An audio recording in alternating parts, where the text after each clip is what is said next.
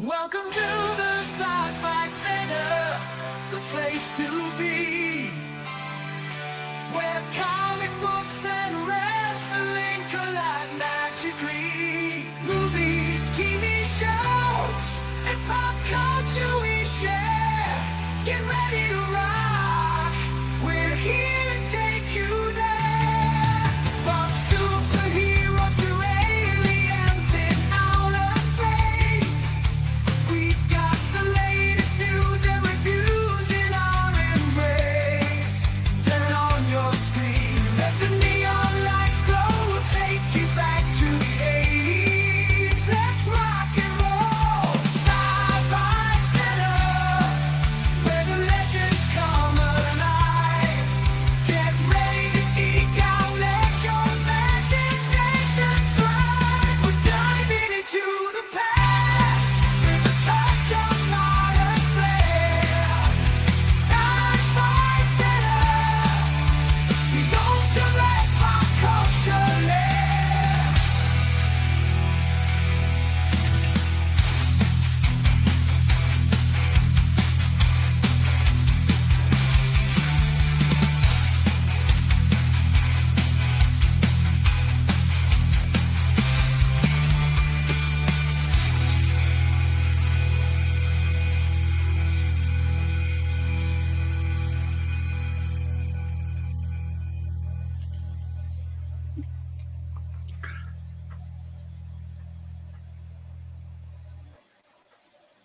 Welcome back.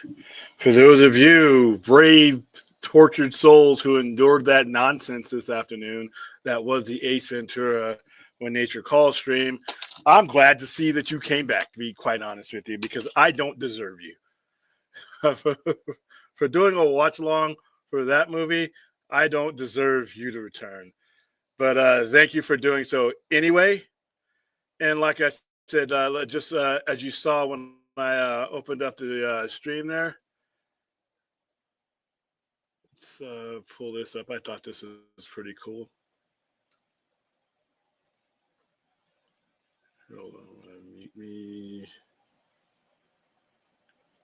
Courtesy of my sister, who been kind of neat with these kind of things over the years since the whole internet thing.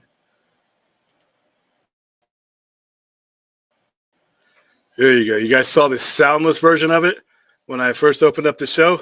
For those of you who don't follow me on social media, here we go. I thought this was hilarious. I didn't think it could get any more hilarious than the actual graphic I did, but she took it and she went to a whole new level with it. So this is Curtis Powell. Here we go.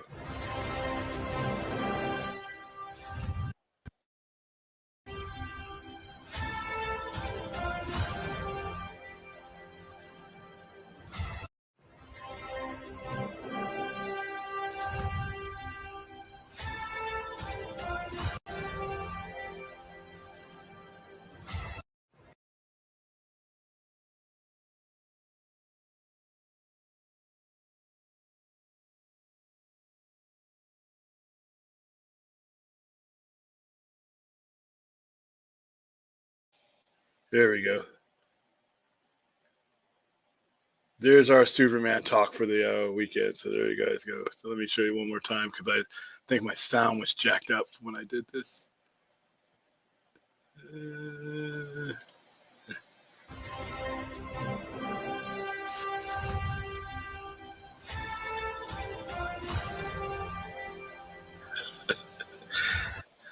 Probably going to get copyrighted for that music, but that's fine. It was kind of cool.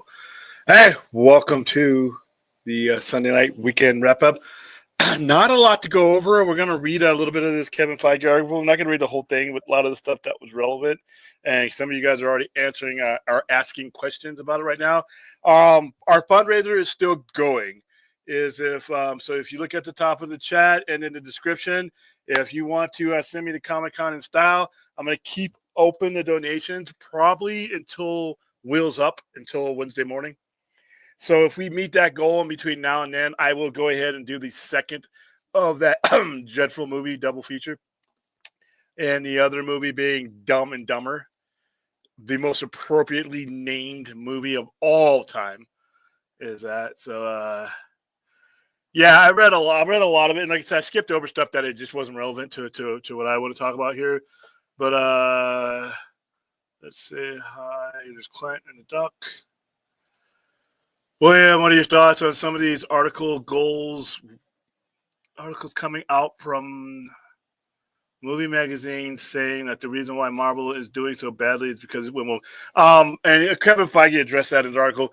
That's the dumbest thing you can hear. Whenever you hear woke, that's your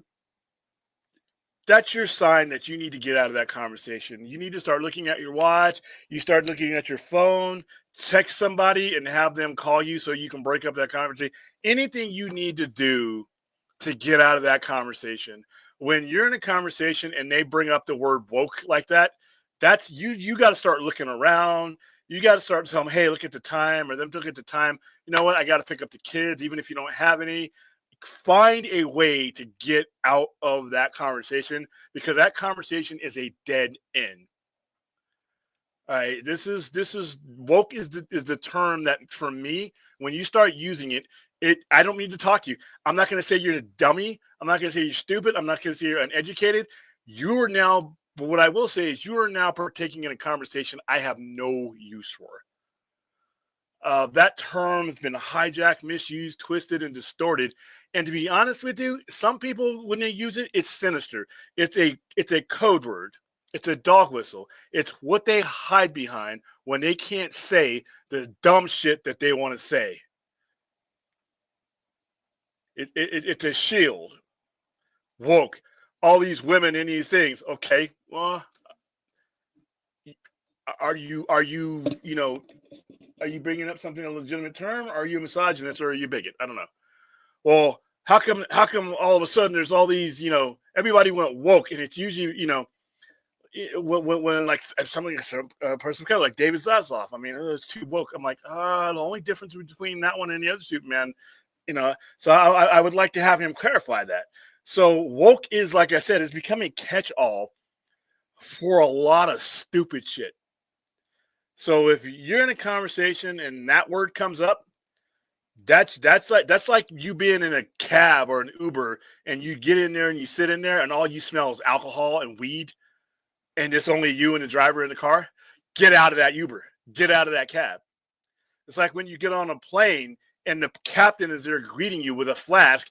Get off of that plane. Catch another flight. That's what the word woke is to me. That's an alarm. That's like, hey, you know what? Thanks. Hey, nice seeing you again. Hope the family's well. Hope you're doing well. I got to go. I got to get the hell out of this conversation. And I love the way Kevin Feige sort of addressed it. I mean, so yeah, I hear woke. I turn the other way. Yep. Super William. Woohoo.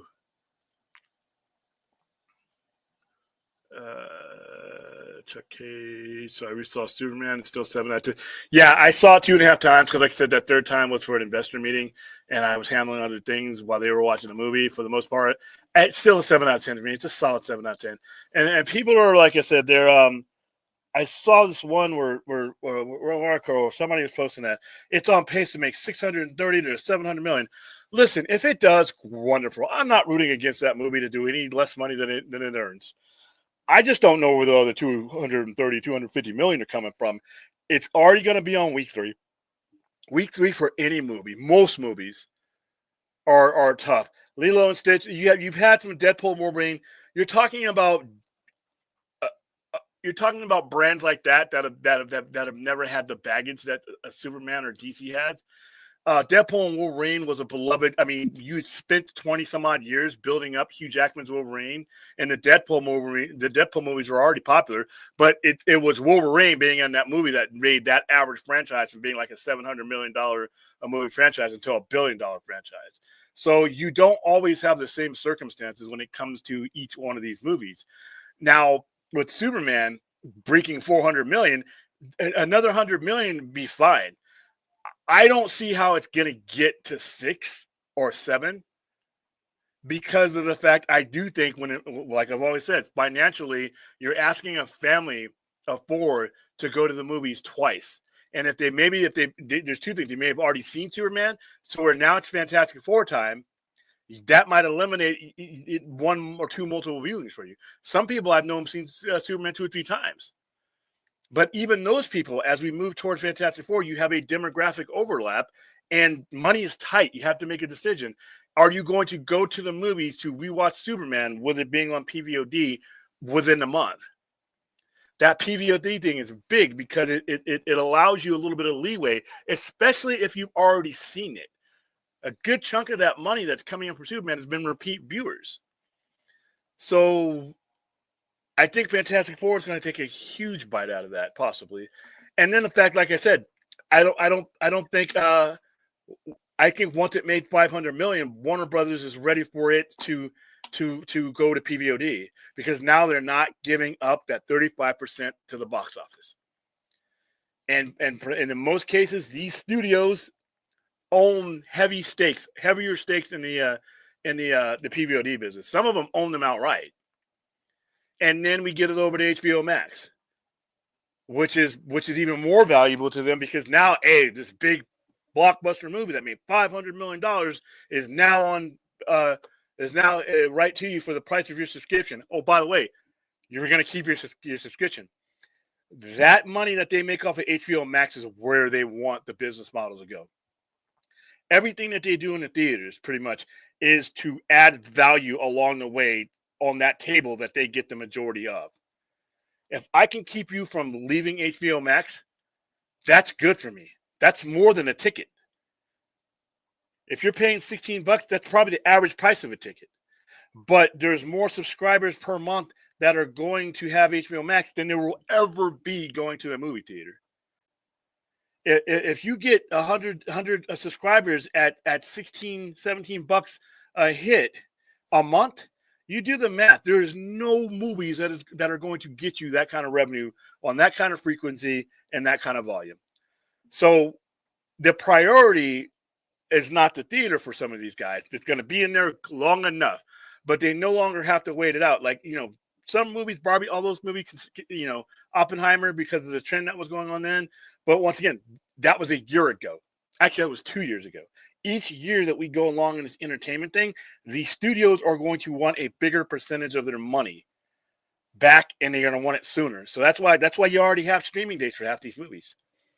The only ones that don't, you have the ones that might make $1 billion, like Lilo and Stitch and Minecraft, but even those had predetermined dates. So I don't think it's going to be in theaters long enough to. And there's another thing that people aren't realizing.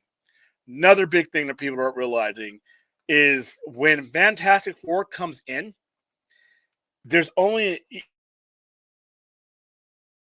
each cinema only has a certain amount of screens.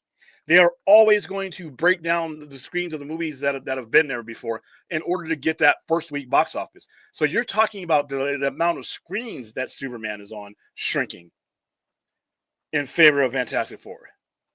So there's a lot of dynamics in there. Could it reach 650, 700? Sure. I'm just struggling to see where the situation works out. Not the quality of the movie, but where the actual reality of the revenue, the theaters, the PVOD, the amount of screens it'll be dropping to. So you have to consider that. So all right, it pains me to bring this jacket. Yeah, well, it pains to do it because I'm taking over the show. Yeah, as I should have from day one. You don't have the charisma, the talent to be. I got everything for you. I got the charisma, I got the talent, I got the knowledge, I got the looks, I got the smarts, I got everything. You are, and I got the comedic taste too. I understand. Yeah, okay. Now you're full of shit. Hello, Brad. I understand comedy consequence. Yeah. You and your dad jokes are really damn right. I do. So apparently we're talking about box office or something. Yeah, we're just wrapping it up because I had some people tag me. I think so. Samir, thank you for. I know I'm here because boy, you tagged me. Samir tagged me, and I was going back and forth with him. Like I said, I just don't see with the screens decreasing. The thing about it's like it's going to hit 640 or 7. It's not going to hit. Yeah, it's not. I just don't. I just don't see where that money's coming. It's probably not going to hit 600 either at this point. Once again, you're losing screens.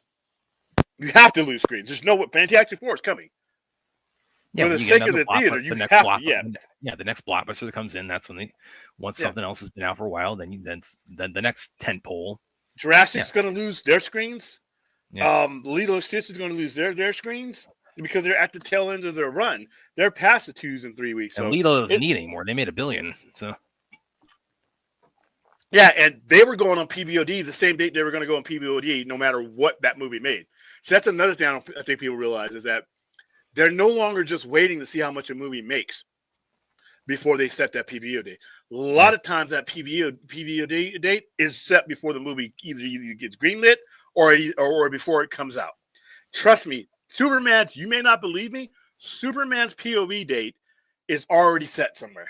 That is when that movie is hitting, no matter whether it made 100 million, whether it made $1 billion. Superman is hitting because that's where the more value for the streamers, aka the studios. That's the more value for them. Get that PVOD money, get that $29 a head, let it run that cycle, and then roll it onto your streamer. And if you're like in the case of like a Sony or somebody else who doesn't have a streamer, you whore your movies out to 2 or 3 studios, and they just pay you for it. So you've made your money. A lot of times, Sony's made a good chunk of their budget back before the movie even gets released because they already have 2 and 3 levels.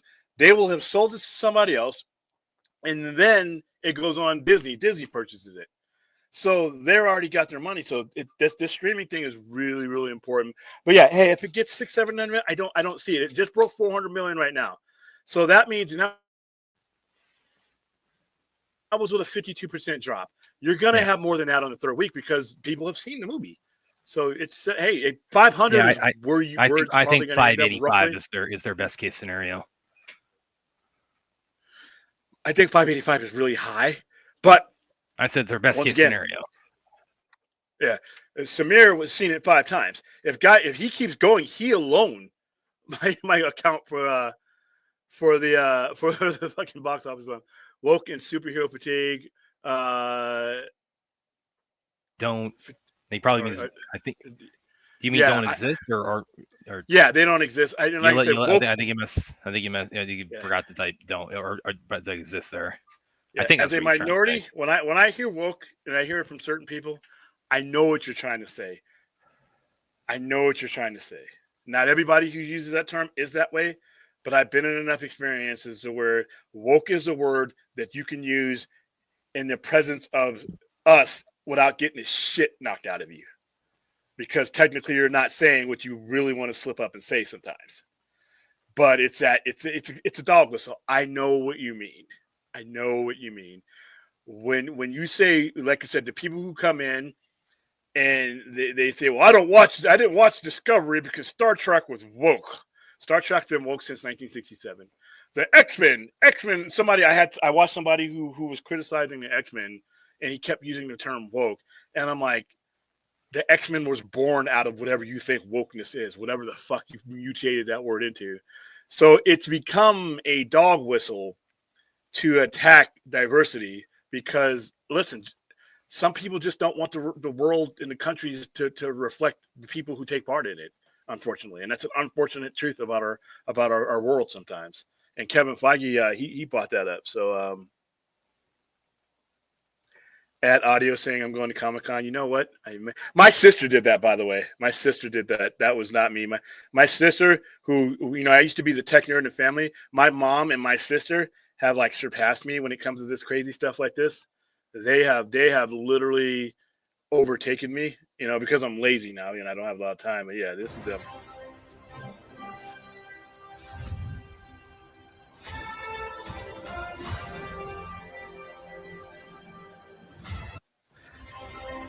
I usually wake up to bullshit, but I woke up to that in my inbox from my sister, and I thought that was just hilarious. Like I said, the whole the entire point of this whole Superman thing this last couple of weeks for me was not to be taken seriously, and I think I accomplished that mission just to have fun with it. Let's see, Anthony with a book with a novel.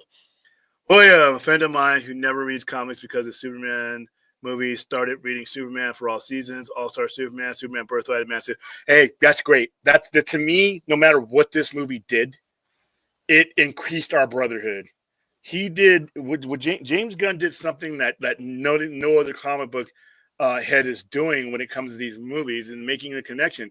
You got them there. They're in the room. You have their attention. Make the connection. And I think if there's any company that needs to be doing this on the high end, it's definitely DC because they have a lot more to offer. Interesting story I thought I'd share on here because some of you guys may have seen me post. I did my first jiu-jitsu tournament yesterday. It was my first in my jiu-jitsu, my martial arts life. I've been one of the disciplines I've added to my repertoire in the last year is Brazilian jiu-jitsu. Was my first. It was actually an in-house tournament, with the network of schools I'm part of. But it was my first jiu-jitsu tournament, and my sister and my nephew came to watch. And so as we're walking into the school, we're kind of talking. She asked me if I'd seen the new Superman. And I said, yeah, I had. Okay, said, all right, we're going somewhere with that. Yeah, no, that was all relevant to this. But so we're walking in, and she asked me if I'd seen the new Superman. I said, yeah, I saw it. And she asked me my thoughts. I said, okay, I thought this is good. I thought this could, I gave her my general thoughts, and you're gonna love this, man. And you know what she said? I swear to you, I stack of Bibles. This is what she said to me. She said, it wasn't bad, but I preferred Henry Cavill. I hear that a lot, dude. I hear that a lot. I hear that with the people who I pick. They like the movie, but it depends on who you are and how you feel. And by the way, she's like, she watches all the CBMs, but she's not like us, where she's like in the weeds of all like the casting and rumors and production. Yeah, we're really. I shouldn't be, but yeah. I listen. And before I was a comic book guy, I was a science fiction guy. I grew up watching science fiction movies. Before I knew how to read or barely walk, I was brought up on science fiction. I was brought up on Star Trek. I was brought up on Star Wars. Space, 1999. I was brought up on science fiction before I even knew what words or anything like that were, right? So my perspective when it comes to any form of entertainment, you're always going to, intrigue me when you come to science fiction. So between the two movies, between the two Superman movies, whether it be Man of Steel or Superman 2025, one clearly is along my lines. One is clearly a science fiction movie, and the other one is a fantasy movie. And there's nothing wrong with that. It's just that once you show me that character in the light of science fiction, I can open my mind to another Superman and have fun with it, but it will never really truly replace it because I am biased because, like I said, baby food, diapers, science fiction in that order, pretty much. So that's something, Zack Snyder's way of doing things, and the same thing with Watchmen. Watchmen is one of the most science fiction comic books that you can get, and how he handles that. That's my favorite Zack Snyder movie, by the way. So yeah, I mean, when it goes to fantasy and things, that's why I always prefer Star Trek over Star Wars. It's the science fiction and science theory of things that just really connect with me. So that's always going to put Man of Steel at the top of Superman for me. Yeah, but I have fun. But so I thought I didn't want to put that on social media because I just thought people like take that as me like trying to like kick a hornet's nest. So I thought, okay, maybe I'll share that on the show. But I swear to you that is, I'm not BSing that. Yeah, no. There were people in the theater who were clapping with the movie that they had just seen and said the same thing. It's just a preference. So no, you don't. You're not alone.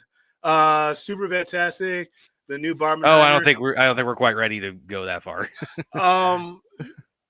The Barbenheimer thing was a thing because it was two drastically different things that didn't belong together. This to me is an overlay. This to me can do one. It's going to have one of two things, and if it has the one, then you're going to be stuck at about 500 million, which is fine. And that is the overlapping demographic and the money being limited to make a choice. Or if the money is there and you're at the theater to see FF and you want to see another movie because you're feeling good, then you might go see Superman either for the first time or for your third or fourth time, whatever. Yeah, but it's not bar. It's two superhero movies releasing in 2 weeks of each other. Yeah. So what you're going to have happen though is for that latter one to happen, you have to have that kind of money. And right now, people are just barely. For every person I know that's going 3 or 4 times to see this movie, I still know people who can't afford to go see it, who couldn't make my screening, that because they had to work, that have still not seen Superman, and will probably end up waiting on for PVOD to see it. Hello, Kangaroo. How are you doing? I need a lower. That's not going to happen though. See, that's the problem. Is nobody gets enough of the ticket to really do that. The studios give up 35%, and then the theaters making only 35%. They've granted, the theater is making their money off of the concessions. For every $10 you spend on a $10 ticket, they're getting what, $6.50. Actually, no, they're getting about $3 or something like that.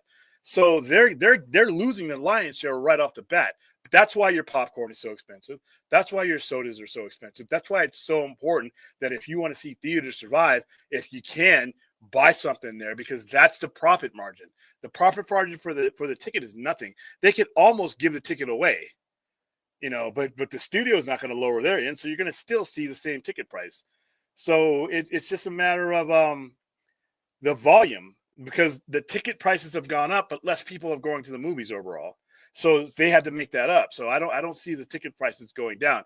I think you should get more value for your ticket, and then some of the people doing the A-list and things like that. But just for your average walk-up guy, yeah, it's kind of pricey. And that's what I mean when we're talking about, Superman has done well, but now how well can it do when you start having to make decisions about your finances when both of these are in the theaters? Well, and see, that's where I'd really be interested to know, because because like I mentioned before, I have my AMC A-list membership, and that's subscription, and for those of you who don't have that, basically it's like 20.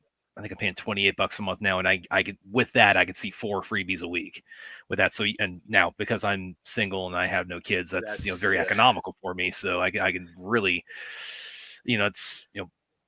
I really get a lot out of that. And it's when I go to the theaters over in Pooler, for anything, it's like that's they're neither of them AMC, so I actually have to pay for those. But I'd really be curious to that, like how much like things like AMC, like theater subscriptions are kind of. I'd love to know like what the figures are on that now, because I would think that with everything William's saying, it's like those probably the memberships of that will probably increase. But even then, it's like, again, like one membership, you get 4 freebies a week. Well, if you're a family of 4, it's not like, okay, you get one of those free slots is for all 4 people. It's 4 free tickets. So so again, for me, it's very economical. But family of 4, it's that you burn through your week's worth on one show. But even with that said, it's still, I would think that, the subscription-based model for, theaters probably it's seen a boost. And also with that, I'd really be kind of interested, like how they divide the revenue. Because if you're not putting down your money for the ticket, if you're paying it via your subscription, like how do they divide the revenue with the studio at that point? So here's how that works. So when you buy the A-list, AMC gets all of that money. But when that A-list is used for a movie, like say you use that movie on a Paramount movie or use that movie on a Warner Brothers movie, that studio gets that 70% at that time. They get it up front. AMC gets all the money up front, but they have to surrender. Yes, they just like chop off like whatever, like that 70%, send it to the studio. So basically it's they get the immediately whatever the ticket price amount is, and they just reimburse the studio the percentage they would normally get on like a more traditional ticket sale. Correct. And where they make their money is that most of the time when you have these type of deals like this, most people don't use them to the full extent of the value dollar that they're being given. So, and then the people who do, okay, I've given you a discount on a ticket, but if you buy a soda and you buy a popcorn, you've done them right. That's where they can keep the lights on. So I wish they would come down to a revenue sharing, the studios and the streamers and the theaters, because they all sort of need each other. If you think about it, because Superman pulling in $500 or $500, that's a disaster. If Superman, if it did $500, this whole enterprise is over yesterday. That comp for both Marvel and DC. But if Superman pulls in $500 million, that's in a compact amount of time, that's adding prestige and value, because the people who couldn't see that movie in the theater, that's still valuable to them. That ad revenue that you spent on all those commercials and all this other stuff, the people who can't afford to go to the theater still saw that shit, that's still going to get them to either get it on PVOD or they're going to get it on streaming. So what I think should happen is there should be a collective bargaining thing to where a certain percentage goes back of that revenue goes back to the box office, to help them break even. Just to help them break even so that their profit margin is not completely eaten up. Because they don't get 50%, they get 35%.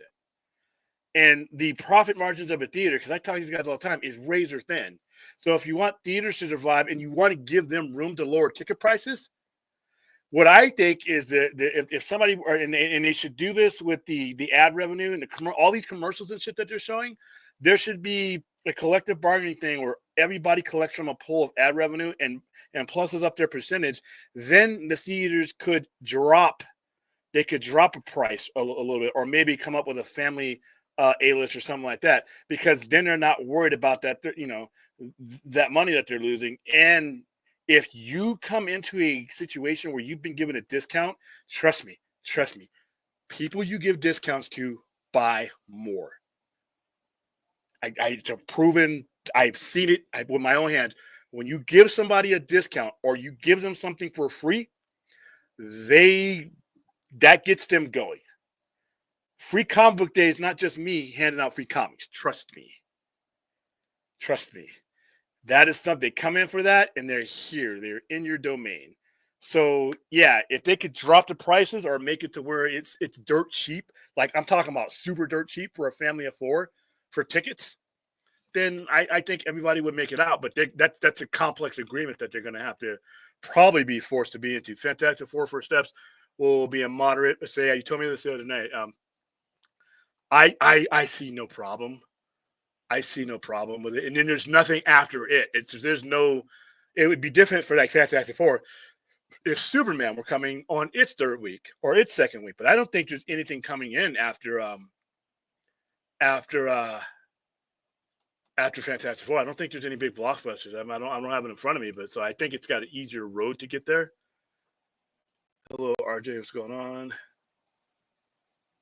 Yeah. Box office. There's so many shit. The down popcorn buckets is, I'm about to go get me a Galactus one, and I promise you, it did not cost them $80 to make that. That's some plastic and LED lights. They may have paid about $30 on that, so they're making like $40 profit. That's massive. That's good. Yeah, they have product endorsement.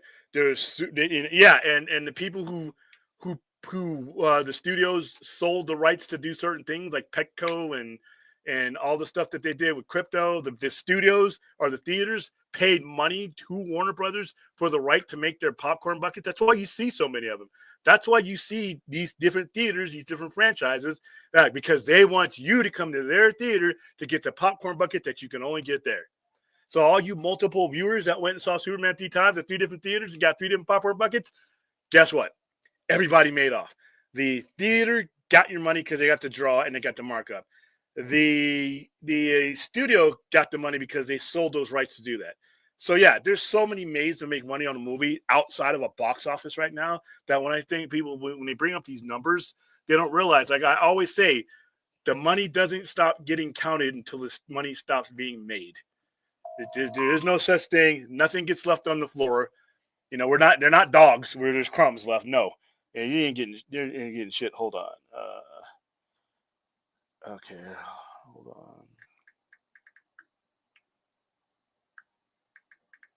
I'm having somebody else with technical difficulties that is not me for once. So I'm having to walk them through. X-Men Ruby, they're going to play it safe with casting actors.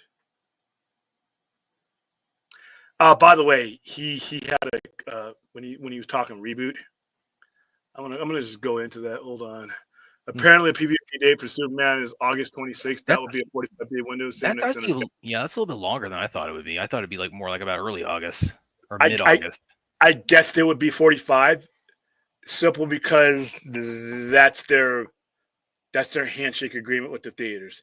Let them make as much money off of it as they can, but not so much to where it's not fresh for the PVOD and the streamers. That's a compromise is what that is, and that's fine. That's still people were wanting 60-day and 90-day windows. I'm like, no, that is never coming back. People have they said anything about when the HBO Max date would be for? It's going if it's on PVOD, it's about 2 weeks later. Because usually PVOD you get about 2 or 3 weeks. Sometimes it overlaps. I've seen situations where the shit's still in the movie on POVOD and then headed to a streamer. They're gonna get that money somehow, some way.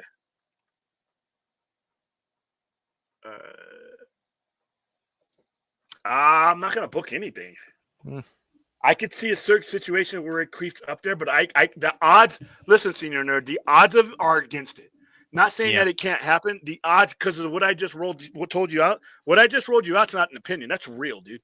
These are real things that are going to affect. I think best case scenario for it right now is 585. Yeah, because like I said, the biggest thing that nobody brings up is the lack of screens. You're giving those screens, especially IMAX. You're giving those screens. You have to give those screens. It will be the same thing if Fantastic Four were on its third week and here comes Superman. You would have to give those screens to Superman. That's actually in a contractual agreement because it's a new release. It's the new tentpole of the that's coming out that weekend. And that's a contractual agreement between the theaters, NATO, and the studios that they will do that. That's what happened when our brand new movie hits. And there's been times when there's been studios that have had 2 hits in there that have had to surrender some of their screens because the newer movie was priority than the one that had been out. Most of your percentage of those movies are going to the theaters also, they're not going to say no to Kevin Feige making this request. Well, and they would be honest with you, they wouldn't say no to David Zaslav either or James Gunn as a studio head because that's the courtesy. That's you have to do that. That's why, especially if you've arranged for the movies not to be released on the same day or within the same 2-week period, you did that for a reason so that you would get those screens. So Superman at its height got the maximum amount of screens that it needed to make its money, and it's going to be the same thing with Fantastic Four. They're going to have, and that's good for the theater because the traffic is going to go for the newer movie, no matter what. Even if you have $1 billion movie creeping around in there, that new movie coming out that week is going to take over that number 1 spot, and it's going to lead the traffic. So you have to do that. So I can't. So if you lose less, if you have less screens, you're going to make less money. And then, like I said, some of that money is going to Fantastic Four outright. It's just a situation. So, yeah, 6 times I can't do that. I can't do that with movies I like. I like that movie, but I just let's see what else we got here. They're praising my sister. My sister, Aaron says, "Go, Brad's sister." She says, "Like, oh, I liked it, but I preferred Henry Cavill." It's creepy. Oh, I thought you'd been doing this whole. No, my sister. Your actual real sister, not your. No, my real sister is in here. She just is the one who's born on another continent. I'm talking like it's going to drop off a cliff. Superman will easily make another $200 million. Where, dude? Man, where is that coming from? Listen, I admire the optimism, but I mean, with where it's at right now, like how long it's been out, the rate of descent, and Fantastic Four coming. I mean, that's and less screens. Yeah, it's that too. Yeah. I mean, like I said, I'm not willing to say absolutely not, but I'm just trying to figure out where it's coming from, given that normal momentum. And Fantastic Four is going to have a massive opening.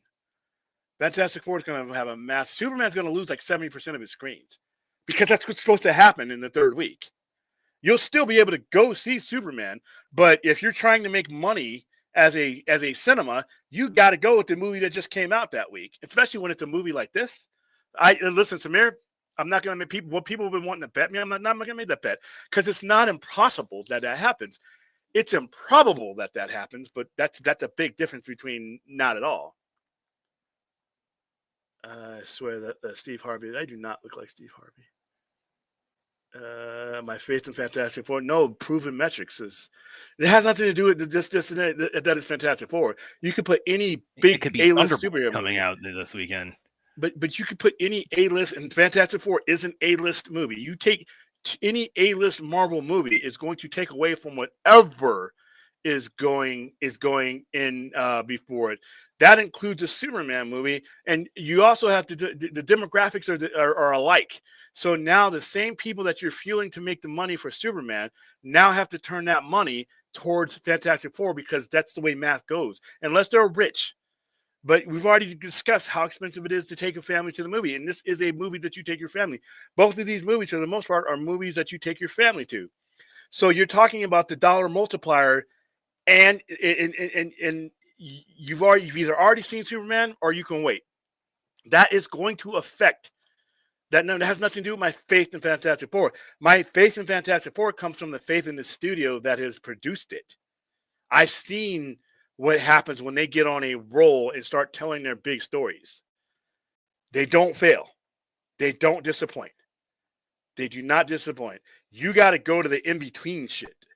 You got to go to the Secret Wars shit. You got to go to the Marvels. You got to go to the unconnected stuff. But when they get on, when the train leaves the station on a major storyline, which this storyline is, that train, anything that gets in front of that train is getting ran over. So it's not my faith. It's just what I've seen, dude. It's just, sorry. Kavari, there is a lot of anti-American sentiment. Oh, yeah, that's another thing.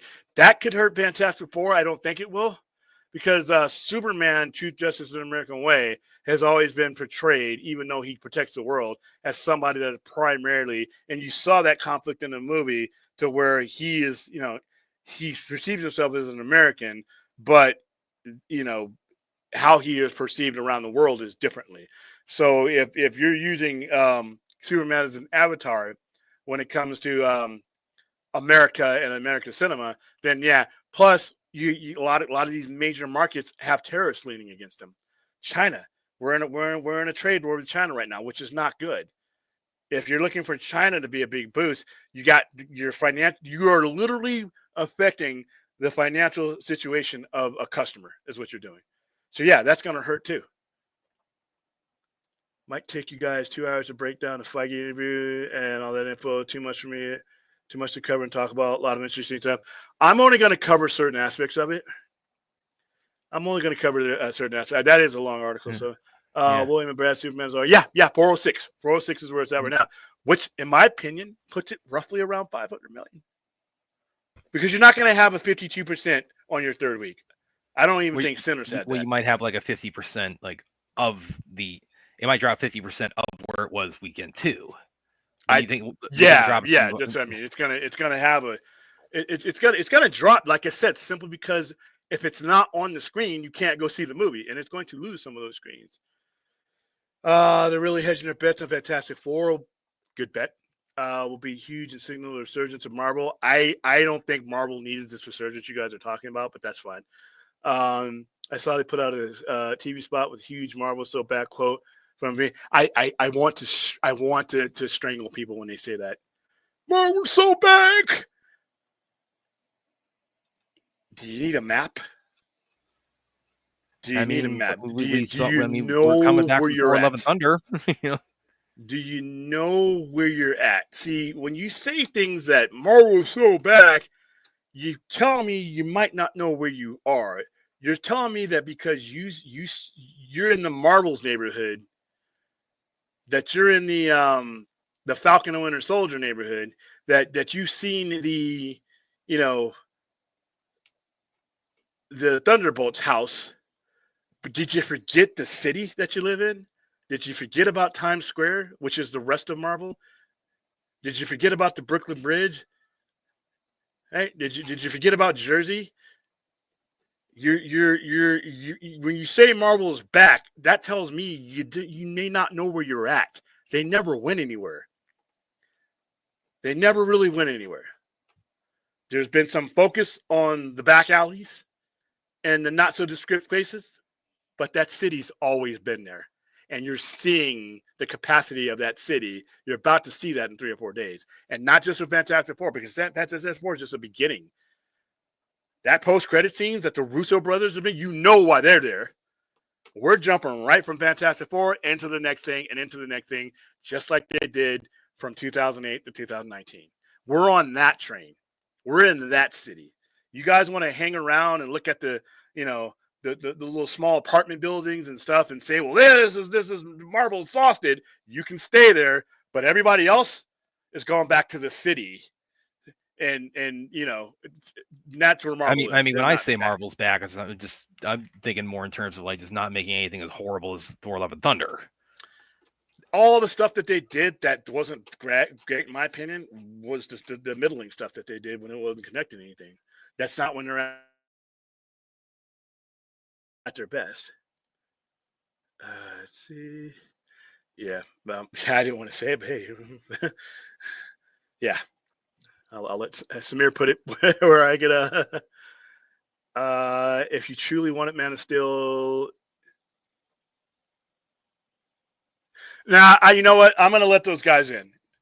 I'm not going to be that guy because the mentality, just because they weren't capable of giving Man of Steel a chance back in 2013, doesn't mean I'm not going to allow for them to evolve. You got to realize that's 12 years ago. If you were talking to a 12-year-old or a 15-year-old when that came out, how old are they now? They've been through some life. They've had some life experience. They've seen a lot more movies. They are out of their cult or their pack. They sit down and watch these things on their own, and when nobody else is looking, they give things a chance. So, you know, I'll be slightly more the bad cop on it. So I'll welcome you in, but I reserve the right to take the piss out of you at least once. Yeah, I don't even see that as being necessary personally because time changes. That means I'm still going to do it though. But because Brad's petty because I don't know what we're on the doll did the people who didn't like those movies hurt you. I don't know. Man. Again, it's like I think that's fair. I'll bring you in the tent, but you get the piss taken out of you one time. Okay, yeah, here we go. Yeah, there's my sister. Yeah. I think there's a chance people could go to see both super. There's that chance, but man, that's expensive. Both movies this weekend for the novelty. I don't think Superman will post huge numbers in the comparison to FF, but it could make another 30 million. Okay, that puts it at 436. That puts it at 436. So I still think it could reach 500. But if it even gets close to that, once again, given the circumstances, I think he means domestic. Okay, so let's double that. So let's double that. Yeah. Even if we triple it, 490, that's good. That's 500 to me. 490 rounded up. That's good enough. Given the feces that you have dragged this franchise through the last 7 to 8 years, that's good enough. Take that as a win. Go get your POVD money. Go get it on HBO Max and retain your subscribers. We got my enema weighing in. There's not much hype on this Fantastic Four movie like Superman had. I don't see it doing much good in theaters, especially this IP had nothing but flops. Superman is going to say 800 million. No, it's not. Okay, so Brad's enema. I think you're trolling me. Yeah, I'm pretty sure you go back to his previous comment. Maybe even $1 billion. No, it definitely won't. Yeah, I think that you're trolling me. So I'm reading this with the subconscious notion that I'm being trolled, but I'm going to try to answer this because somebody else might have a serious question branching off of this. There's not much hype about Fantastic Four. Yes, there has been. It just wasn't stuffed into a small circle like Superman did. Fantastic Four's hype started a year ago. Fantastic Four has been building up. So you may not recognize that anymore because of the jammed advertising campaign that Superman did. But Fantastic Four did it in the traditional basis. But even beyond that, the hype in the advertisement for Fantastic Four started in 2008 with Iron Man. The credibility of the Marvel Universe is never going to be about one movie. The benefit that Marvel gets is never going to be from one movie. It's going to be from the credibility that they've spent years building up. Superman, unfortunately, did not have that credibility. It did not have a company that was doing that with anything. So the fact that we have a new Superman like this, or the way the Superman came about, tells you that DC was not in the type of place. So you really can't compare them. So yeah, I don't see that much money. But to be honest with you, I never saw that kind of money for Superman. Given how bad 2025 has been for Marvel at the box office, Fantastic Four clip 500 million. That's box office, but it's a win. Yeah, but see, and here's the thing again. Once again, I got to remind you guys, the stuff that Marvel did at the box office. Marvel hasn't had an A-list movie in quite some time. And Thunderbolts, I love Thunderbolts. We've already explained why Thunderbolts didn't do more than it did. Marvel has trained its viewers to react to the A-listers. They will not do so to the same degree for the B-listers, the C-listers. And the further you get away from Cap, Iron Man, Hulk, things like that as a collective, you start dropping anyway because even Thor makes really good money, but Thor's not Captain America. Thor's not Iron Man. doesn't make really good money. Dude, we're not going to. I guarantee you, Thor 5. Brad, Brad, tops out please at 450. preface this as your opinion so that the audience knows that this isn't based on anything real. Because Okay, based on the mathematical decline and that's clear not, no, you can't do that. reception You can't do that. decline of the last You several can't do Thor that. movies. You can't do that. You're giving me your opinion. If you're going to give me numbers, give me numbers. Okay. Give me the last time. Give me the last. Hold on, no. Declined 100 million and give me the like last 100 million Thor changed movie from Thor 3. Give me a Thor movie that wasn't connected to a larger storyline that made less than 700 million. I'll give you the rest of your life. But that's irrelevant to this. No, that's irrelevant to you. No, that's completely irrelevant to this. It's like the How? last one it underperformed the Thor 3, and Thor: Love and Thunder was as horrendously received. Disclaimer. He doesn't know what he's talking about, which is okay. No. Hold on. I will fly to Vegas tomorrow. Bet my bank account on this. I know because I ethically cannot steal from you because you know you have I would no do this chance and then I would become a bet. millionaire and buy the lot the Sci-Fi Center is in. Sure. I'm sorry. That's not going to be enough. Okay. First of all, what Brad is building his opinion on. Let's hold on. Let me talk. Brad's building his opinion on is pure pig shit. Here's why. Here, I'm pulling up the numbers right now. If you put out, and they've proven this is not just my opinion. Thor Ragnarok, 855. Okay, here we go. Thor: Love and Thunder, where are we at? 760. Oh, wow. Yeah, so already we're seeing it's a dip. And once again, you brought this nonsense up before. And you literally did a fourth 1,000. You literally shot yourself in the foot and took any point that you tried to have away from yourself. We've already got 100 million underperformance. Okay, but you're leaving out a key factor, and you're being disingenuous by being out the most important factor of that. Which is Thor Ragnarok led right into what? And you can't say that's not relevant. If you say that's not relevant, just say you don't know. I told you before. It's 100% irrelevant to this. It's like it's okay for you not to know what you're talking about. You had one movie decline from the last movie. Listen, I don't know that movie was horribly received. I promise you, I don't know nuclear physics. Does not break 500. I don't know nuclear physics. So guess what? I don't talk nuclear physics. Or if I say something about nuclear physics, it's my opinion. But guess what? Since I don't know what I'm talking about, that's going to skew my opinion. So Thor Ragnarok, whether you want to believe it or not, literally was a part of the Infinity Saga. That was literally one of the last movies. Which is irrelevant to Thor 5. I can't believe you're saying that and wanting to be taken seriously here. It's completely irrelevant to Thor 5. It is not irrelevant. Because Thor 5 is not going to have that. And it's going to be coming off. What are you talking about? Every movie that gets released after now, up until the next 3 or 4 years, is all part of Secret Wars Doomsday. Every major, every Avenger. Where have we seen Thor 5's place in that? Here's Samir's got numbers for us. So Thor 1, 449, Thor 2, 644, Thor 3, 855. Okay, keep that up. Yeah. So those two front movies, right here, 100 million front movies. Those two front movies were not connected to the Infinity Saga. Thor Ragnarok was. Thor 1 was part of the lead in the first Avengers.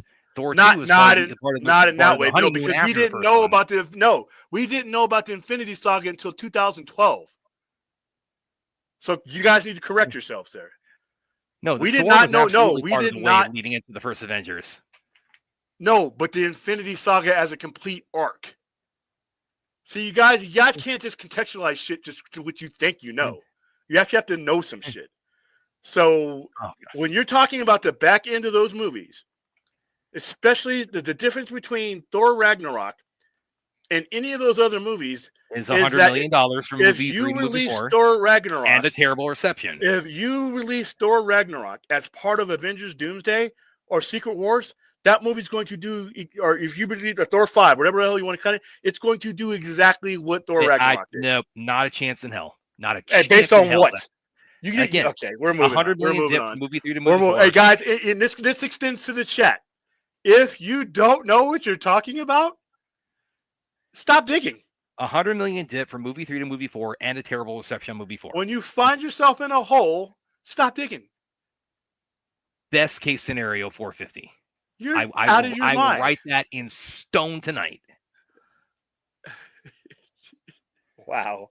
I'm prepared to pitch something on this, so I can get my thoughts on that right now. Oh my god. All right, we're not Yeah, talking no, about I James totally Gunn. agree, Samir, and I know William does too. Okay, but you once again, you guys are ignoring the important shit and trying to sound smart. This is a problem with both of what you guys are saying. I didn't say that any of these movies were good. Fucking Captain Marvel wasn't good. It made $1 billion because of where And it's at.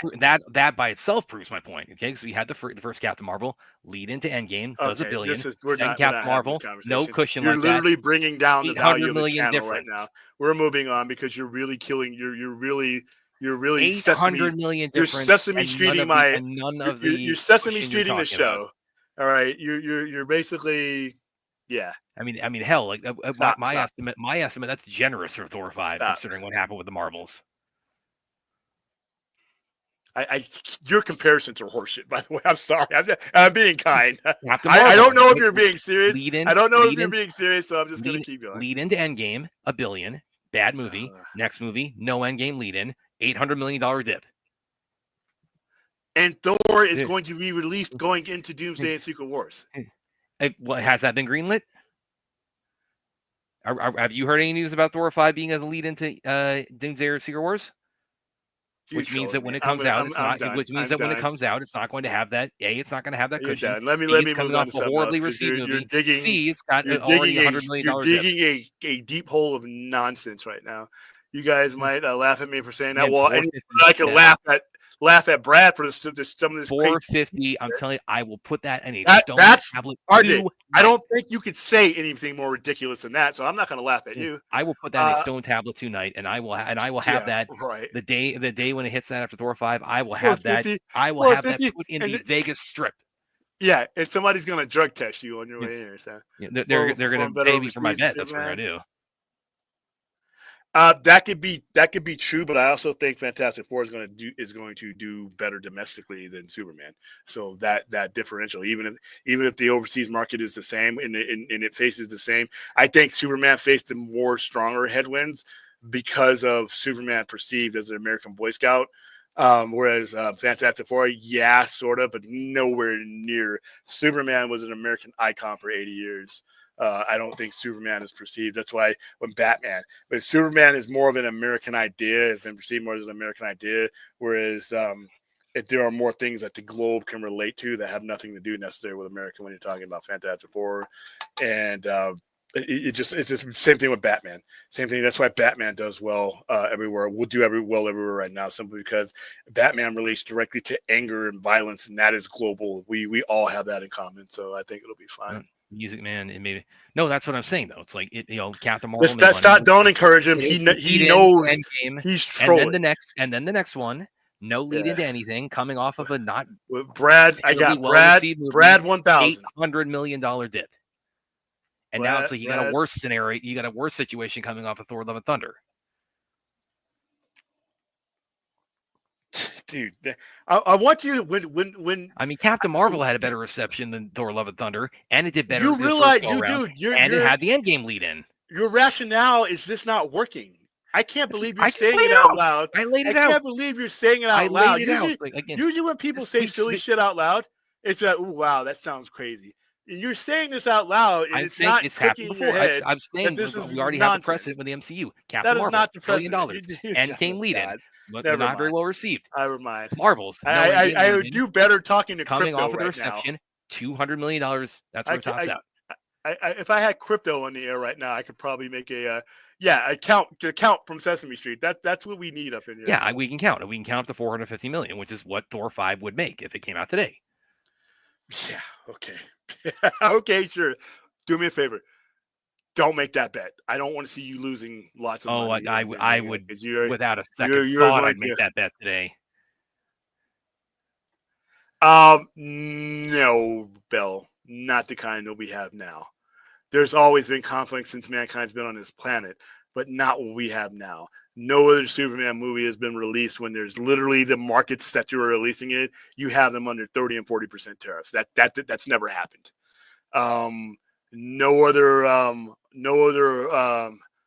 Superman has been released with the kind of leadership that we have that is perceived the way it is right now.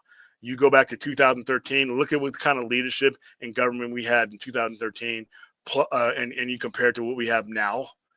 And all of that is linked. The financial situation is linked. The people are spending less money because they don't know where their dollar is coming from because of a lot of the stuff that's going on.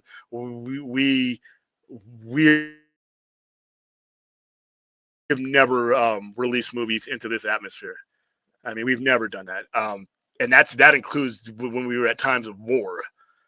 You have so many foreign markets right now that are being levied or getting bad deals handed at them. And movies are a retail product.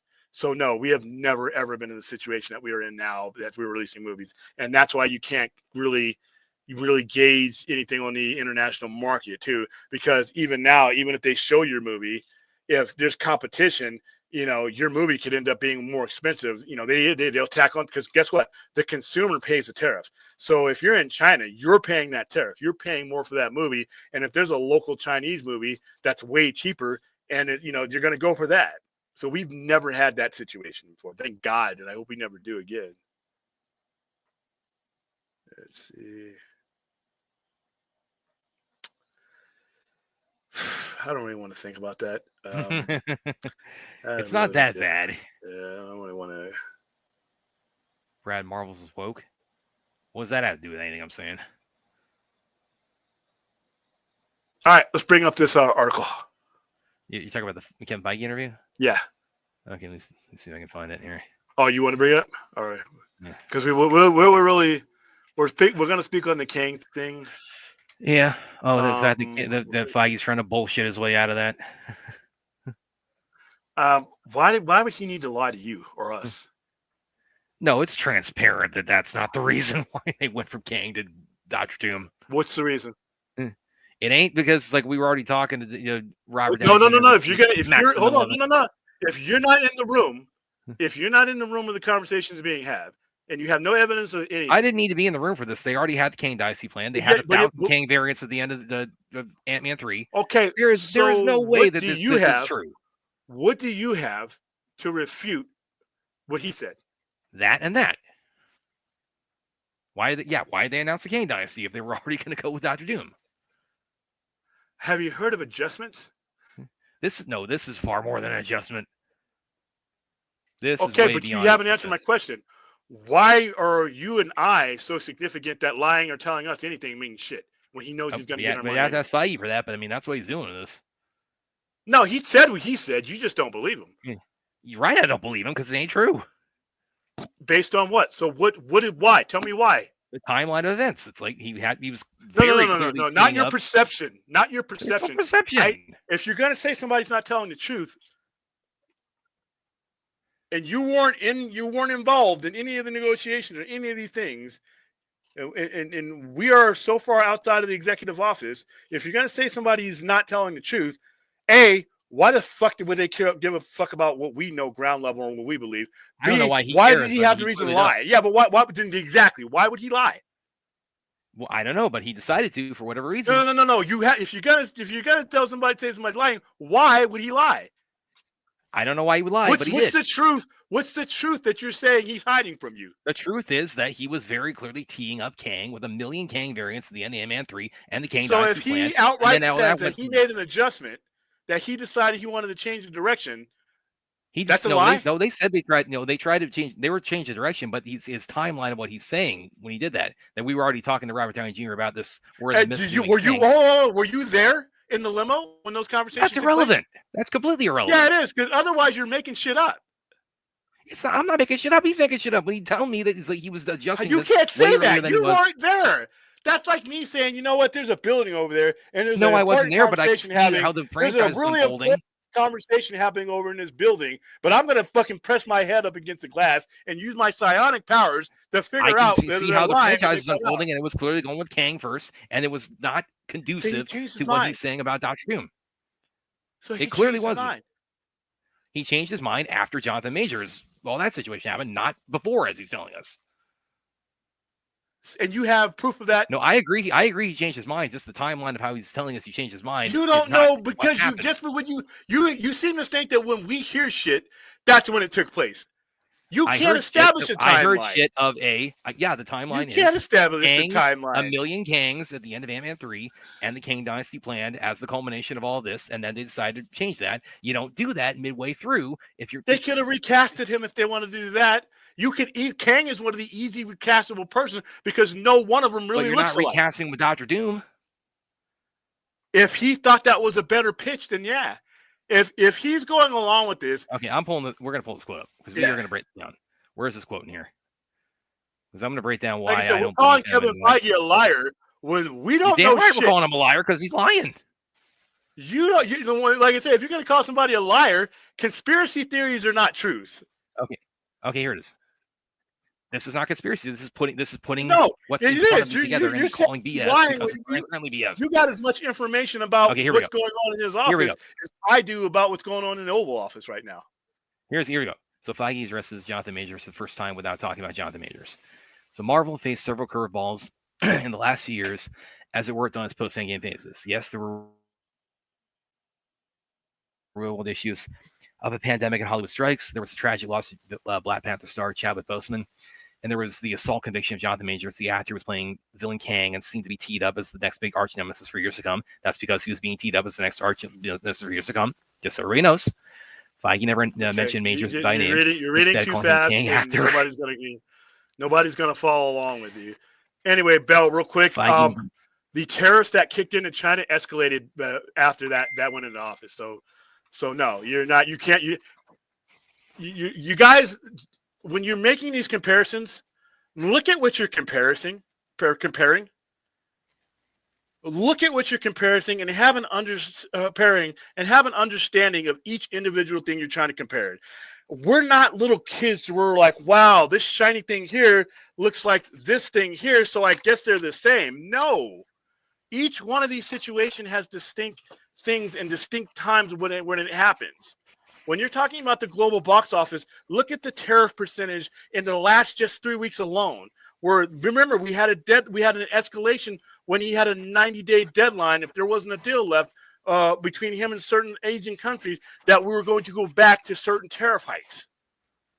And these movies have come out all throughout that. So 3 weeks ago, you probably had it. 4 weeks ago, you may have had a better chance of not having your box office or your retail product hit by that. But 2 weeks later, you might run into that wall if they expire. So yeah, just because two things you can see two things, they're not always the same. I mean, do go a little bit deeper than that. That goes for you too, Brad. What? Go ahead. Because I'm late. And by the way, she's got one for me here too. You too. Me too. What?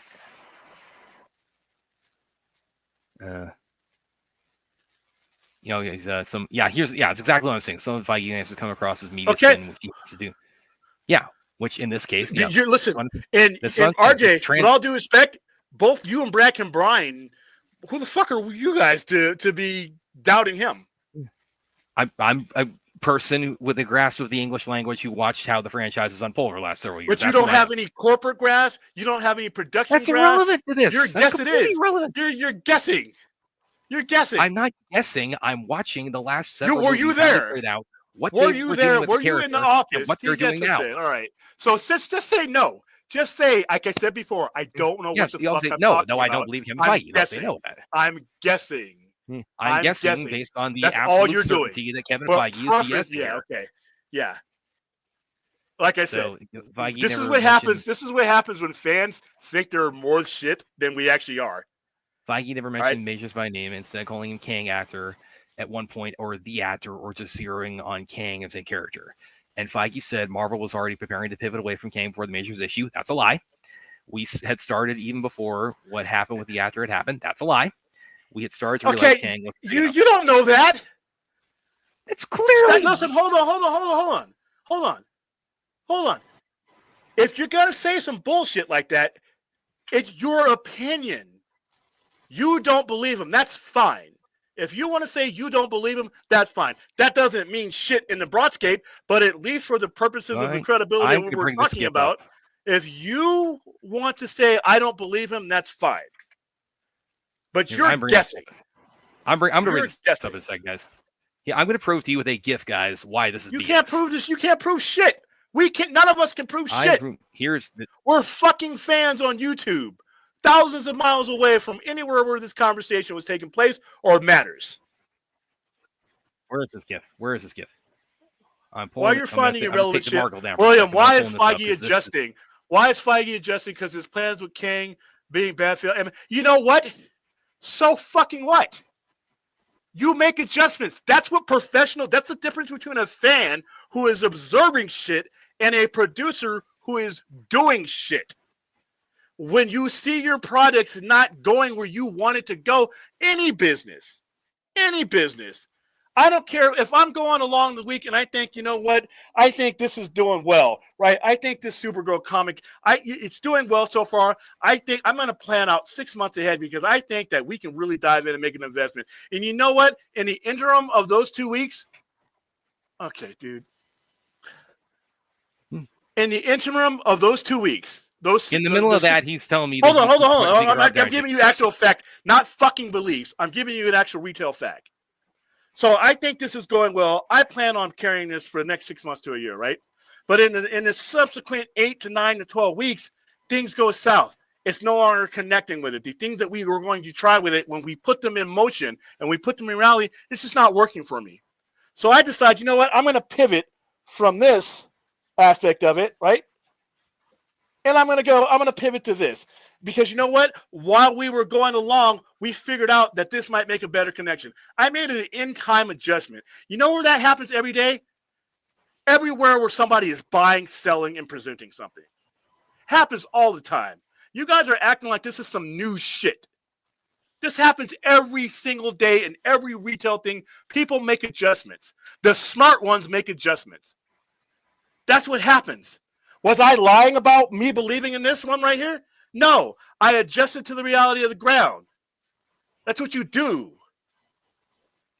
But yet, because you guys got some kind of weird fantasy in your head that you can make the connection between what I'm doing and here, if I didn't have that conversation with you about, hey, Brad, we're making a change here. This is the numbers here. This is where I think it's at. If I didn't have that conversation with you, you wouldn't know why the fuck I made the switch. So just understand that. Yeah. Now, counterpoint, everybody. He's telling me that he was talking to Robert Downey Jr. You know what? Kang's not working out. Right in the middle of doing this. And Kang Dynasty is the next movie after this. Your facts to refute this is what? This is my fact to refute this. Okay, next topic. Speed on to something else. Obviously, you guys lack the capacity to really understand how these things work. And I'm not trying to call you stupid. You guys are literally telling me with some of these comments that you're okay with being clueless in between with the things that you see and what may happen in between the things that you see. I'm not offended by Fiege having to play the PR game, but that's what he's doing with this. It's all a PR game. He's the head of the studio head. They went from Kang to. You don't know that. This is absolutely. You don't know that. They were pivoting. You think that's why. Your belief is that why. They were going. And then a conversation at a bar with a drunk, that may be cool. They had a movie with his name. That is your opinion. With a million versions of that is your opinion. This is not what they were doing. This is not a place for random. It's not like bricks where you can make up your own fucking order to put things 2 and 2 together. You either know or you do not know. This is putting 2 and 2 together because no, it's not. You don't have the 2. You don't have anything. I have the 2 with the GIF. I have the 2 with the Kang poster. That's all you need for this. That's all you need to determine that. This is why, thank God, we fans are not running shit. Because if we ran shit on this mentality. Okay, once again, RJ, hold on. You and I, we're in agreement more times than we usually are. What the holy fuck do you guys know about the logistics of running a studio? Answer that. That's irrelevant. What the fuck do you guys know about running a studio and adjusting the plans and adjusting narratives? I'll wait for the rest of this. That's completely irrelevant to this. No, it's not. That's absolutely irrelevant to this. How are because you all going words to of- say something is logical when you don't know shit? Because I could see how everything unfolded, and this is not matching up with what he's telling us. So you don't fucking know. No, I'm putting two There and you two go. together. It's so easy just to say I believe and I put think. 2 and 2 together, and as we all know on here, Okay. math is undefeated. No, but you got to know math first. You can't be I did the you can't be math. some I fool have who two has to here, take off two here, his that's 4. shoes to count to 20. I think it's him doing PR spin, which is not as bad as Again, I'm not, to be clear, I'm not telling. Okay, I'm not suggesting we're Kevin Feige shouldn't be. devaluing the credibility of this channel. I'm not with offended bullshit. Feige's doing If this. we I'm don't not know saying, shit, preface it that you don't know. I believe. I'm not like Not even heartbroken offending. Feige's doing this. Don't even speak it into the atmosphere because we end up being like these other fucking talking heads that just pull shit out of their ass to get clicks. No, Not the kind of channel I want to be. RJ, this is the kind of shit. This is the kind of shit. More in agreement tonight, RJ. I don't give a fuck if you guys it's 100-1. This is the kind of shit that other channels do. No, guys. One of the stories that Feige. That's not the point of the story. Not the point of the story. If you don't know shit, if you want to guess, I know they great. were teeing up Kang because that's public knowledge. That's not disputable knowledge. But the reasons why they made their adjustment are something you don't know. But you know why, bro? You know why? Because we're on these little screens while he's in a big office. Safely rule out that's not what he's telling. No, we can't safely rule out shit. I just did. Get to some point of the article that we can actually. So when you say something, it can actually be factual. Oh, we can go to the Blade part. Actually, gotta pull it back up. I don't do bullshit and conjecture here, guys. Okay, here we go again. Yeah, there's the Blade part. What's the hold of the Blade? Well, the obstacle, excuse me, was Ryan Coogler called and said, we love some. Yeah, there's the whole thing about like they pulled some of the stuff from the props and set from Sinners.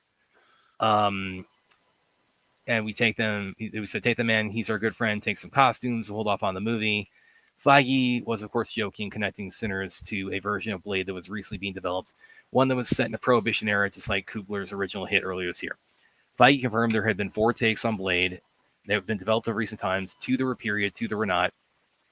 Marvel has now landed on a modern day, and yes, Mahershala Ali is still attached. He didn't reveal a timeline for Blade, but did say that he and Coogler have a timeline for Black Panther 2. Okay, so that's not a whole lot there. But, although there was something here like RJ. There was this one comment about something about like we didn't want to like throw like a leather jacket on him or something. That's kind of what Blade is. Not necessarily. Blade wore a black trench coat. I love William thought that. Oh, the point of that we can't get to the point of the article if we're we're chiming in with conjecture and guesses. That's not the point of the article. That's not what I asked. I'm going to pull the GIF up again if we have to do that. Okay. I love William. No, it's all good. I maybe I need to be more of an asshole. I clearly have not disciplined this structure enough to know if you don't know shit, say that. If you don't know, say I don't know. I'm guessing. I could be wrong. How many times have I said that? I'm guessing. Can you conjecture? I could be wrong. Your belief about shit doesn't make. Who the fuck cares? We're beneath the ground level. If you're going to make a guess why somebody's doing something and you don't know, just fucking say that. Just say that. Most of us don't know a lot about anything. Your opinion about shit, great, wonderful. In my opinion, that's what you say. That's what you say. Otherwise, stop guessing.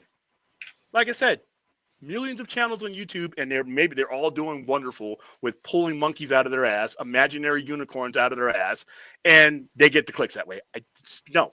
Either you know what the fuck you're talking about, or you say, I don't know what the fuck I'm talking about. Okay, in my opinion, this is definitely a lie. That's definitely a lie. That is in your opinion. That's fine. In my You opinion, book it's you definitely a bookend that. lie. I'm only saying that because it's definitely a lie. But if since we have to put that qualifier on it, You should be doing that anyway because you know you don't know. RG, where's this one for RG? I'm not The going to call one him thing a that we liar. all know is we don't know. He's We are spinning not the in that situation office. to make it seem not as bad as it was, which is fine. So yeah, again, to make clear, it's like I'm not mad at Fiege for doing this, but that's what he's doing. Try 16 to 17 years. Now let's get back to the I article. don't think William. Okay, why am I even reading a Brad's enema comment? I think that might be the last. Well, can we get my enema off here too, guys? Because this went from like William's pants to my enema, and like yes, there's no. And God knows who's going to be in the chat after William gets back from Comic-Con. When we're talking, dude, you just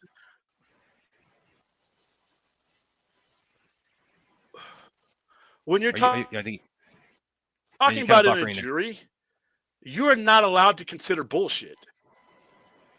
You have to consider the facts. When you're given a jury instruction, there are certain things that you have. This is what you're. Hold on. Yeah, you're buffering, man.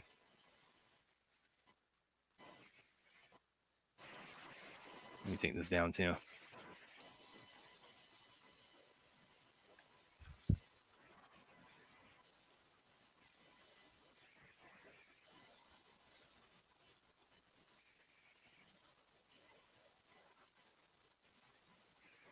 Is it cleared up?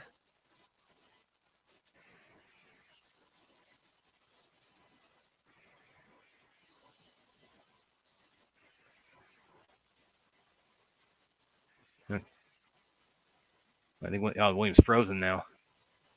All right, bring his comment. Yeah, bring his comment back up real quick. Oh, my enema. No, because if you've ever been in the jury, I'm assuming that some of you have been. You get jury instructions. You're only allowed to deliberate on the facts. There are things that get stricken from the record that you are not allowed to even consider. And if the judge thinks that, and the defense thinks that you have considered those things, you're looking at a mistrial. So no, a jury is a horrible analogy because in a jury in a courtroom, you actually have to have facts. You can't. It's called hearsay. You can't. I think, Your Honor. I think Your Honor gonna be like, I don't give a fuck what you think. Where's your evidence? And rightfully so. That's what the Fourth Amendment allows you. That's what due process allows you. That's what I'm saying. I mean, if we don't know, we don't know. I'd rather not know. I'd rather not know shit than just throw some shit out there. And if we're going to just throw random shit out there, laced with our opinion, say, in my opinion. Real fucking easy. As I said, in my opinion, this is definitely a lie because, because if you're going to say your opinion, and you're going to add Mr. Journalist who knows the context of words, you know that just made your preference irrelevant. In your opinion, that's it. Definitely is not in your opinion. I'm going to pull the GIF up again. Don't make me do it, man. The GIF doesn't mean shit. The GIF. People make adjustments. I think we're fixed now, Aaron. Yeah, I just had to go to a different thing. So, you know what? Samir, that could be 100% true. Stop. Damn, I'm trying to pull it up. I have it. In my opinion, Kevin Feige and DZ were caught off guard with deception of Ant-Man 3 that forced them to make changes. I think that because I wasn't there. I think it's a combination of that and another story developing alongside.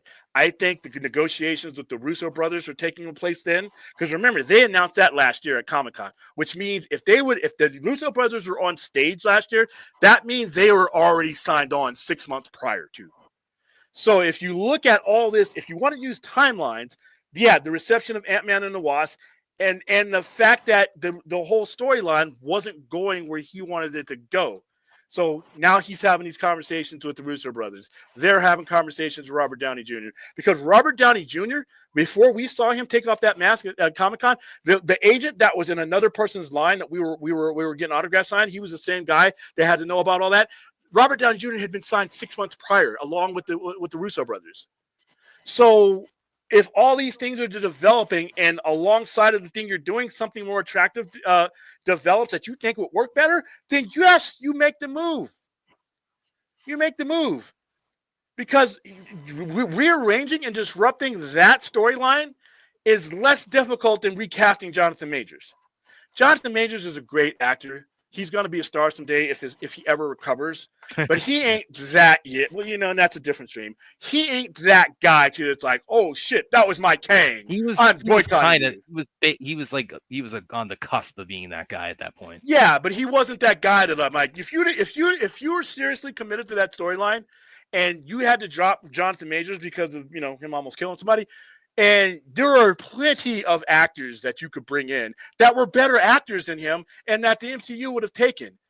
Yeah, we eventually wanted to recast Black Panther, which was the right answer. You think we would have had any problem recasting what's basically a B-lister at the time? So no, that wasn't the Jonathan Majors thing. Was so I don't have any reason not to believe him when he says that, because it would have been less easier to get another actor at that point in the game, where we weren't into Kang Dynasty, we weren't into the big meat of the storyline, then it would have been to just basically switch gears and do that whole thing over again. So, in order to say somebody's lying, you got to look at the motive. Why? If your reception of the truth doesn't mean anything to me, why do I have to lie to you? Well, that's a Kevin Feige question, because that's what he decided to do. But when you guys say this, you're creating a question where there really was none. He gave you the answer, and there's no real logical reason other than what he gave you. And if you look at the timeline, like I said, these things were done months in advance. So at the same time he's looking at the reception of Ant-Man and Wasp, he's going through all this stuff that we're not seeing. And he's assessing his product and how it's being perceived and received, not just by the audience, by other people around him, the brain trust that he works with. I mean, now if this dude, I can understand this craziness if we were talking about Emmerich, if we were talking about Hamada, if we were talking about Sarnoff. Yeah, all right. Those cats have proven that they were full of shit. I don't see where Kevin Feige has that type of record.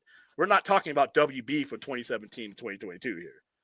So, Okay, well, let's see what other half-truths are in this article. Yes, Feige. I'm going to go ahead and start from like the subheadings too, by the way. So yes, Feige knows made too many movies and shows and the other things they did wrong. From the first Iron Man in 2008 through Endgame in 2019, Marvel produced around 50 hours of screen storytelling. In the 6 years since Endgame, that number jumped to I didn't know this. An astounding 102 hours of movies and television, 127 hours if you include animation. That's too much, Feige said. That is not a lie. He characterized the time period after Endgame as an era of experimentation, evolution, and unfortunately expansion. And while he's proud of the experimentation, he points to TV series WandaVision and Loki as some of the best stories they've made. He admits it's the expansion that is certainly what devalued that output. Being high on success also may have pushed Marvel to readily agree to try to deliver more programming at a time when Disney and the rest of Hollywood were engaging in the streaming wars. I mean, I would argue they're still engaging in the streaming wars, but that's a whole other... The streaming wars will never end. Yeah. It was a big company push, and it doesn't take too much to push us to go. People have been asking for Miss Marvel for years, and now we could do it. Oscar Isaac wants to be Moon Knight. Do it. Yeah, I don't even know if we're going to see him as Moon Knight again. Apparently you will. That's going to be announced too. Is that in here too? Or?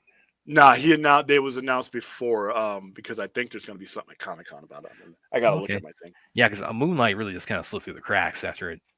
When did it drop? Was that 22? Yeah, I think it was 22. Because I saw it, just kind of forgot about it. I mean, it wasn't bad. It just wasn't, I didn't find it that memorable. There was a mandate that they were put in the middle of, but we also thought it'd be fun to bring these to life. Marvel has already pulled back the amount of movies and shows it makes. Some years may even have only one movie. Well, that was last year or two, Deadpool, Wolverine. Certainly there will be years only one TV show. Also, Marvel has started grinding down on budgets with movies costing up to a third cheaper than the films from 2022 or 2023. Here's why Thunderbolts failed, even though it's a very, very good movie.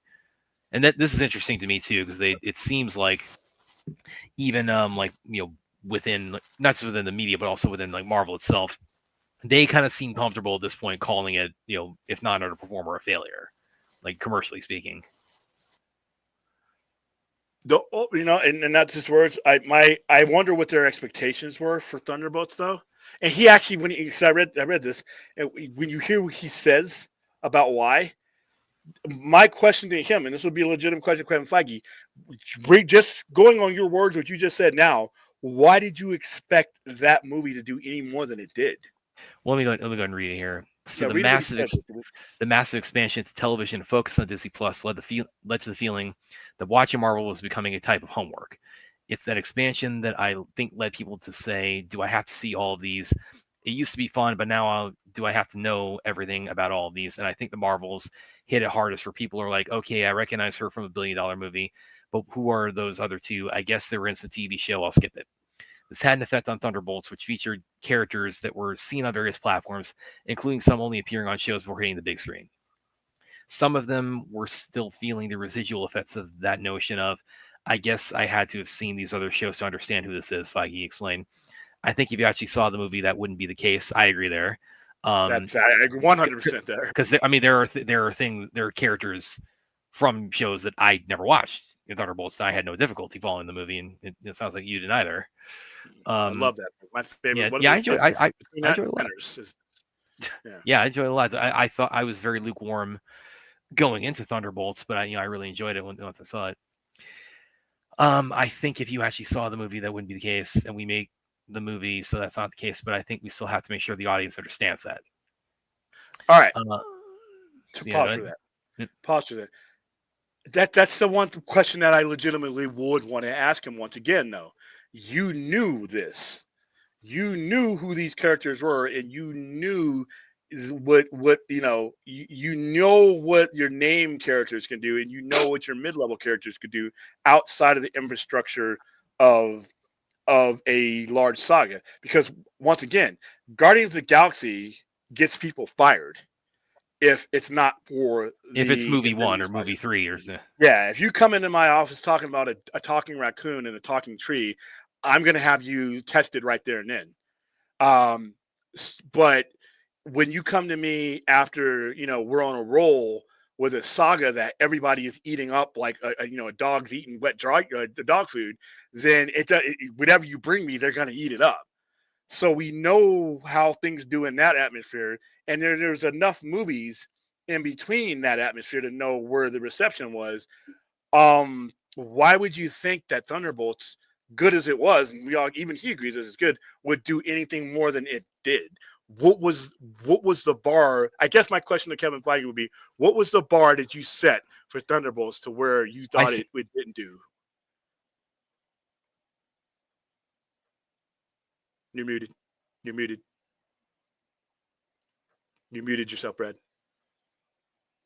You muted. Stream. There you go. I'm trying to fix it. So. Okay, cool. Okay, can you hear me now? Yeah, I can. All right, so yeah, it was muted, and then it's like it looked like the thing looked like it said it wasn't muted. The StreamYard's just playing behind today. So I think I might have an answer for that, and this is speculation, but it kind of plays into kind of what he was saying earlier, as far as like the sort of like big influx of all the Disney Plus stuff they were doing. I think I think just kind of generally post Endgame, Marvel, internally they probably kind of felt like, okay, we can just put anything out there, whether it's theatrically or Disney Plus, and it's like our audience is just so locked in now. We got that so secured. It's like we really can just write a blank check on anything. I think that was kind of I mean, I hate to use the word arrogance on it, but I mean there is a little bit of maybe a component of that to it. I think it was. I don't know if arrogance is the word I use.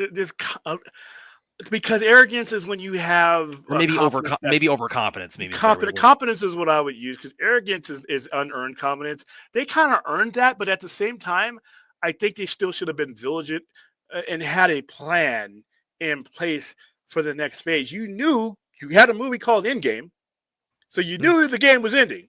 So while the franchise is continuing.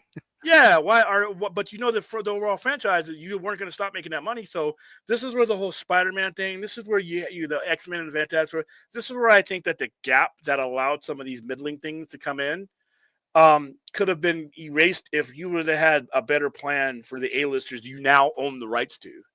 Because I'm sorry, yeah, I'm happy to be getting Fantastic Four next week. I'm happy to be getting X-Men pretty soon. We need to get to that part of the article too. Yeah. Oh, by the way, there's another one as far as like A-listers they can or can't use. We'll get to that in a minute. Oh, yeah. I knew you were gonna love that part.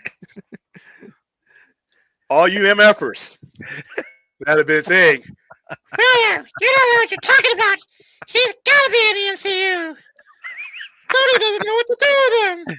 And wait a minute, so my high pitched voice is the funny one, guys. because as much as I love the MCU and what they've done, I'm sorry, there's been no live action Spider-Man movie that's made less than 700 million, and the one that didn't was a cartoon that won Academy Awards and has done tremendously well. But we'll get to that part of the article. Go continue. This is so great. We were just like 5 minutes ago. We were arguing about Fiege, what he was, and look again. I need to emphasize for anybody like it's like, well, it was like we're not. William and I are pissed off at each other. Oh no, we're doing anything like that. It's yeah, we're just having a back and forth on like different opinions. Like we're, it's like, but I think like again, whenever that happens, I need to clarify. It's like we're not the YouTube channel where we have a, even if it gets like us like really digging our heels in, it's like we're not the kind of YouTube channel that's gonna like off screen say, okay, that was like we're parting ways after this because we hate each other now. It's like no, my job is to present whatever we're saying and make sure that the brand new audience member, I am always under the assumption that people are rolling into this for the very first time, and they need to understand that we are having a conversation to flesh out all possibilities. Don't have some one-sided conversation based on your opinion. Go where the numbers, and if there's something that needs to be unearthed as far as the conversation goes, if it's an opinion, I need everybody to know that it's an opinion. I value the opinions, don't get me wrong, but at the same time, I see so many channels where people are just screaming at each other, and nobody is saying, well, wait a minute, I understand that's what you think, but now we're starting to take this as fact, and our viewers will take that as fact. I just didn't want to be that kind of channel. That's why I'm always doing that. But no, we're probably. Yeah, like with the viewership we had lately, we probably are having people come in for the first time. So it's like to clarify on my thing, it's like I'm not like trying to be pissy with William when I said like oh yeah, Kevin's lying about this like this. Like, no, I'm putting a little bit of like Brad like comedic relish on it. I know I'm being trolled. That's the thing. And me being loud, I'm sorry. This is the way I have my mic. Okay, that's the same conversation I have in here. Go ahead. Well, now we cleared that up. Okay, let's go ahead and continue with the article. So.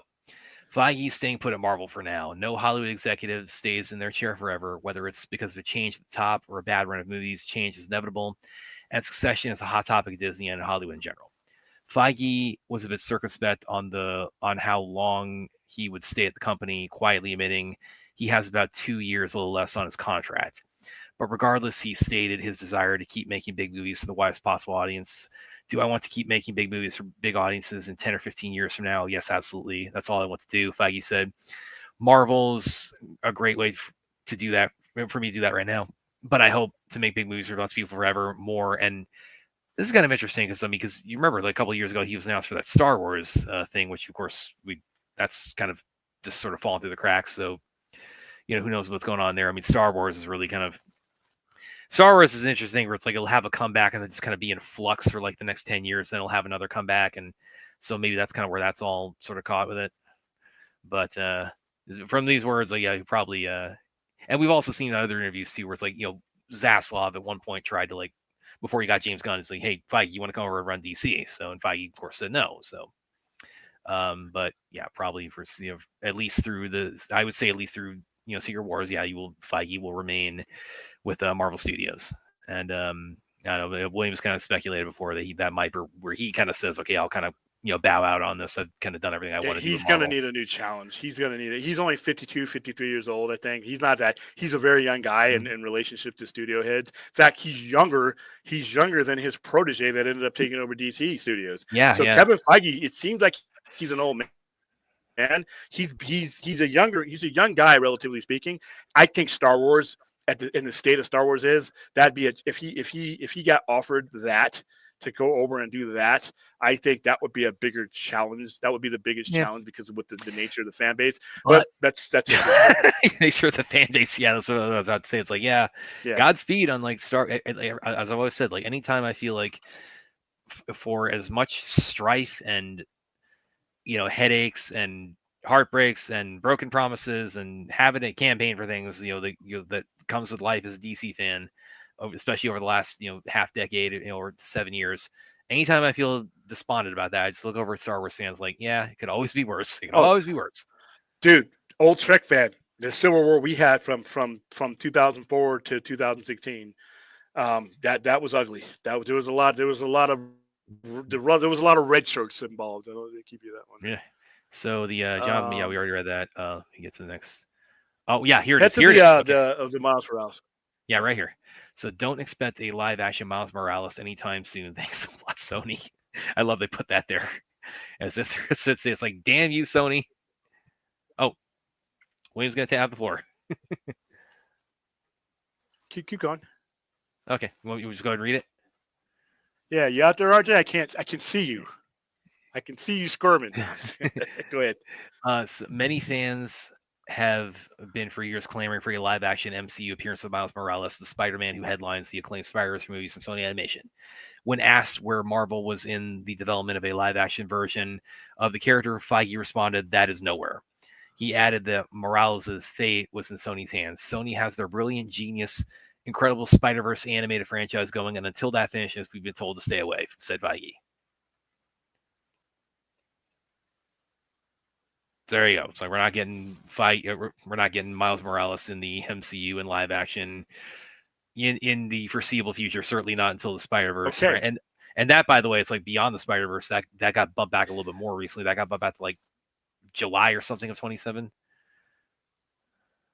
So it's been bumped back a couple more months. So we're still kind of waiting on that, which sucks because I really like to cross the Spider-Verse. Really looking forward to seeing that pay off. But we're still waiting on that, which means we're waiting on that. We're waiting on Miles for even longer in the MCU. So wouldn't hold my breath on that. William apparently is StreamYard's screwing with him again. So you guys are stuck with me until he gets back in. And I know he was really ready to like just go all off on this. We already read the Blade part. Yeah, let me go ahead. Let me read your comments while we're waiting on William to come back. Samir says the right move by Sony. Yeah, I would say so. I mean, come on, I mean, Spider-Man in general is their big, their big cash cow, and even with the Tom Holland ones, they're still made in tandem with Marvel Studios. So, yeah, they're not gonna. Why would they let go of Spider-Man? Even when they have to share Spider-Man as far as Tom Holland is concerned to the MCU, it's like, yeah, it's like they're still, to quote another MCU movie, they're keeping one hand on the wheel. Yeah, they're not gonna let go of Spider-Man. Let's see. Yeah, Feige's 52 guns, 58. So that would make Feige. Math here. So that would have made him about what 35 when so he was young when like Iron Man came out, when the MCU first got rolling. He was young. He was a young guy when they first started. Again, by studio executive standards, that's it's definitely very much on the younger side.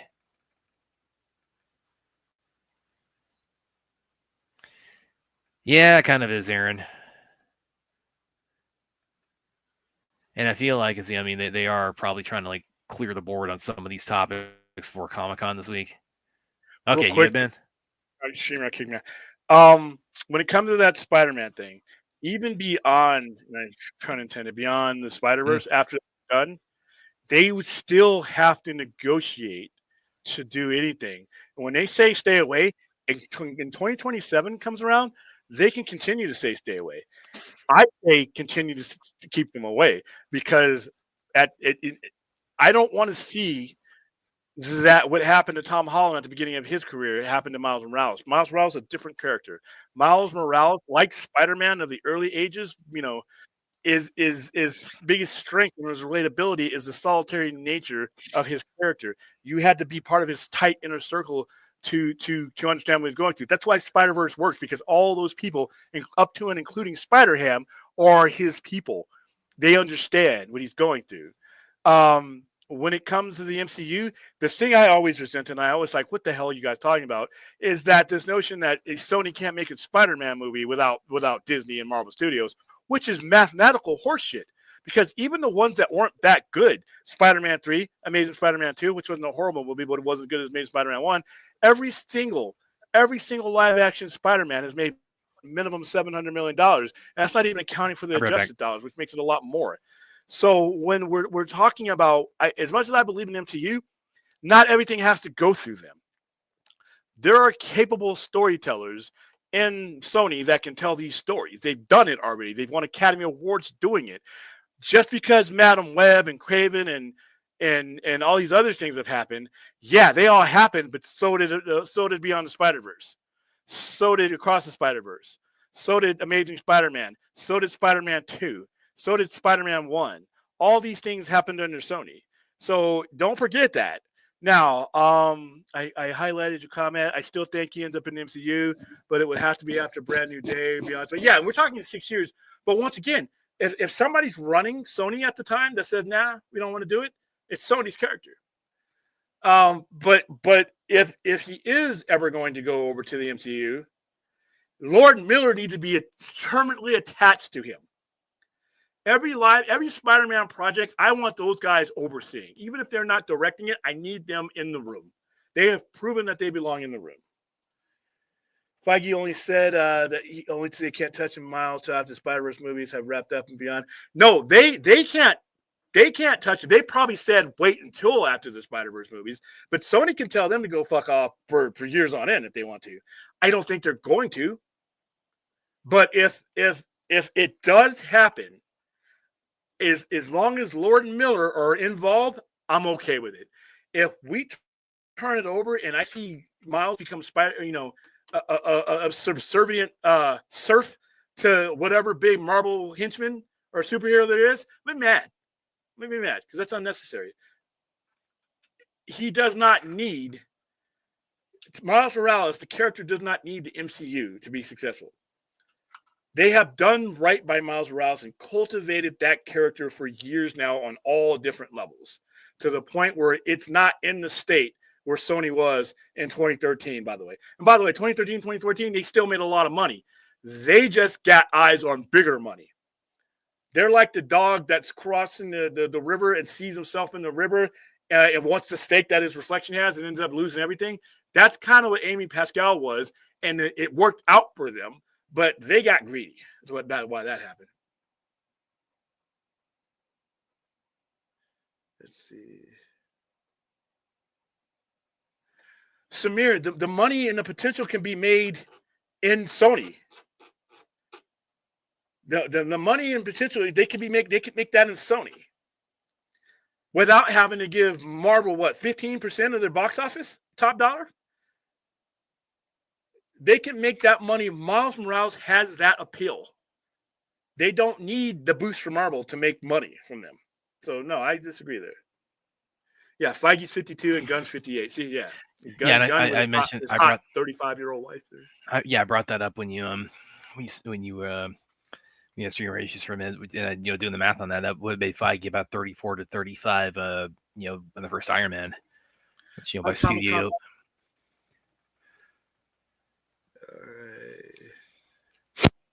William, Feige said they were going to recast Iron Man and Captain America. Do you think it'll work? Yeah, I definitely think it'll work. I think it'll work if they do it in the right time. Yeah, it's a matter of when. It's not a matter of it's not a matter of is it a good idea. It's a matter of sooner or later they got to do it.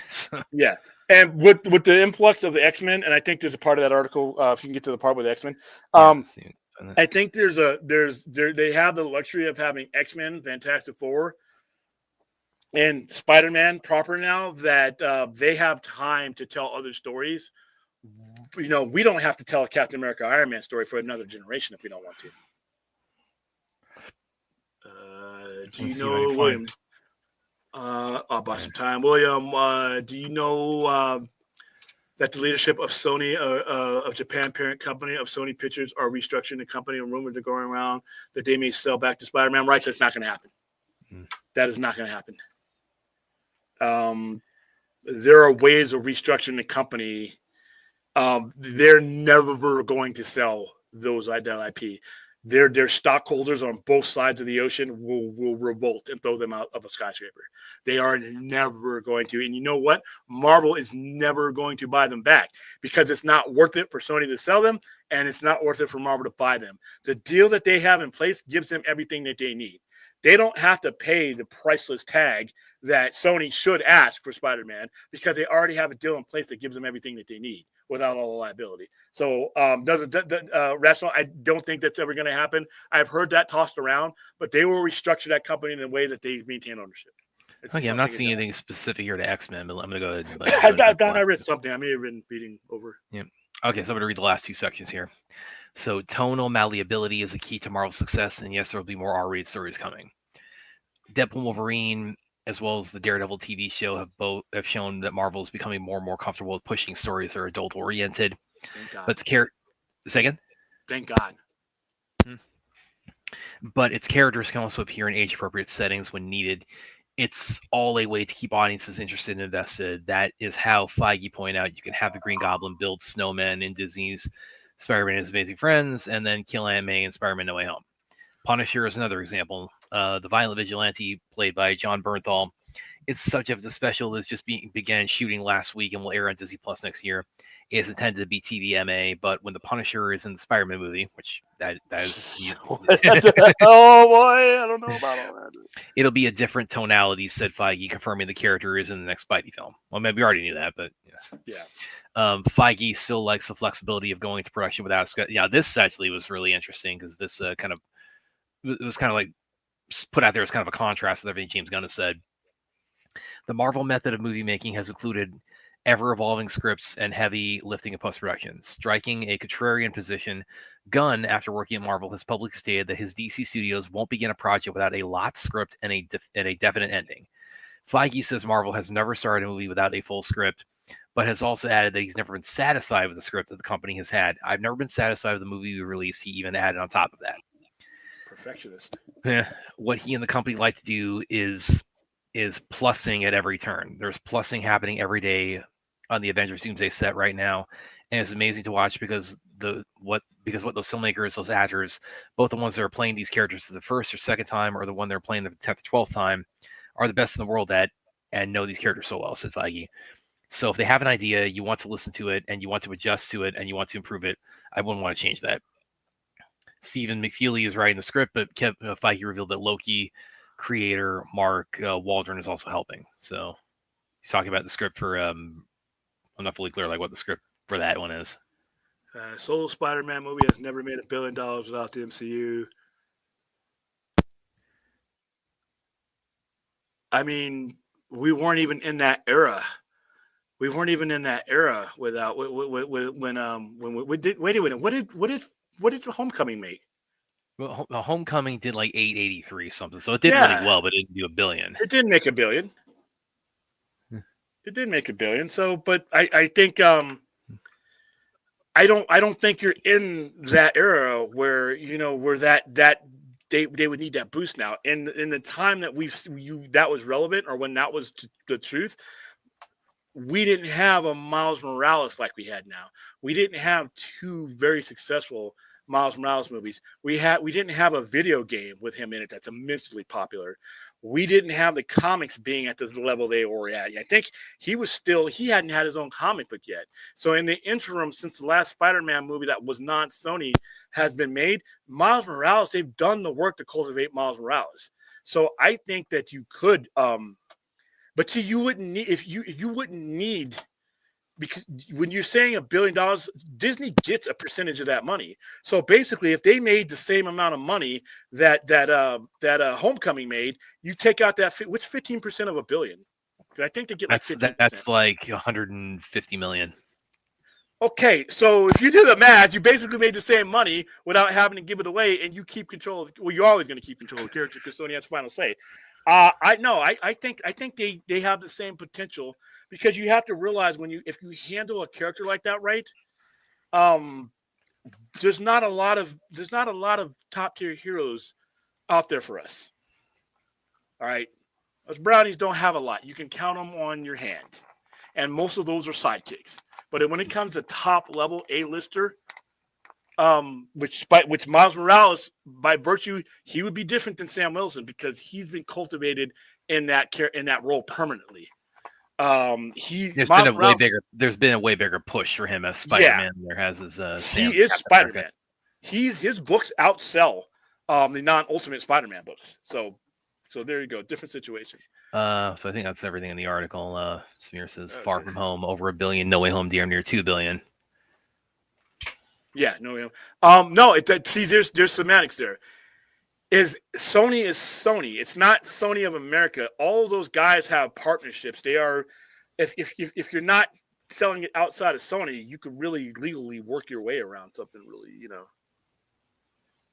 So yeah, I don't think, I don't think the X-Men thing was the one thing, and I think they're talking about later on from that. They might say something about that. Well, is Marvel Comic-Con this year? Not as comics, but not as a studio. Okay, so then there's no like big Hall H like Robert pulling his mask. Okay, that's fine, but not all the movies have made $1 billion. And to be honest with you, on the trajectory that they were on without a supporting company, Sony was doing fine with those movies. Sony's not getting all of that $1 billion. Sony gives up that percentage that they can make on their own is the difference between what they make with the MCU. That 15%, that $150 million, that's a lot of money, by the way. I'm sorry, I'm just not gonna give you $150 million. Fuck that. That if you do the math, so guess what? If they did a live action Miles Morales and they did it with Lord Miller, who I think would pretty much put out the same quality they've already put out, and they make $850 million, and you don't have to get them 15%, and you keep everything like that, you have all your distribution. So I mean, what's the major, But I think they could do a lot. I don't think they are dependent. This notion that Sony is dependent upon Marvel to make good Spider-Man stories. When I named out a bunch, and then the current people that are under Sony's employ, I have literally won an Oscar for the Spider-Man stories that they told. That's all I'm saying. But however, if this deal does happen, I need to kick open the door and say, where's Lord Miller at? There needs to be a spot on the contracts with their names on it. And if they're on board and he goes MCU, I feel a lot better because they will take care of Miles Morales in ways that the MCU will not. Kevin Feige tells an overarching narrative. Every piece in there is to tell his finished product. And Miles Morales doesn't rely on that. Miles Morales doesn't need that. So, yeah.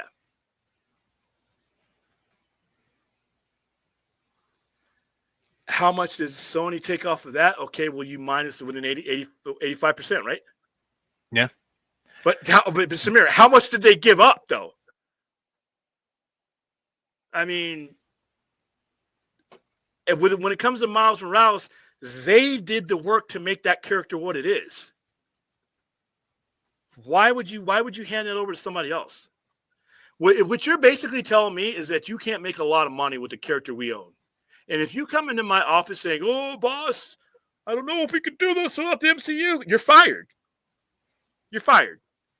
You basically walked into my office and told me you can't do your job with a character that we own. Get out. Get out. You want to go work for Marvel? Go work for Marvel. But you work for Sony with a character we own. If your mindset is that we can't do it without some other company, and we spent all this time at Sony, spent all this time building this character up on 2 different platforms, why do I need you? That mindset's got to go. Make your Spider-Man movie on your own and make your money from that. And if it makes 700, 800 million, that's fine. That's fine. You're basically trying to stretch the narrative value of the character just to meet a milestone that doesn't need to necessarily be met. They're going to make good money off of Miles.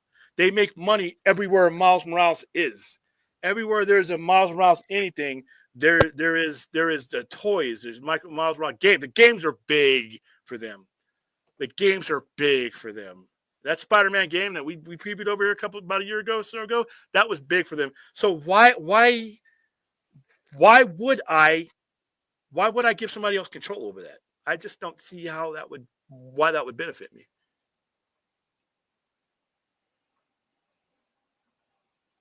That's good. Then Lord Miller, like I said, Lord Miller should be doing anything Spider-Man right now. Anything that happened to Spider-Man, live action or cartoon, if they ain't on it, then I'm worried.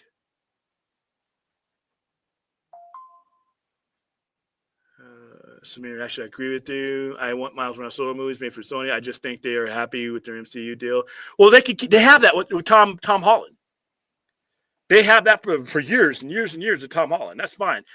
I just don't, and I just don't see the need for that to be the Miles Morales situation.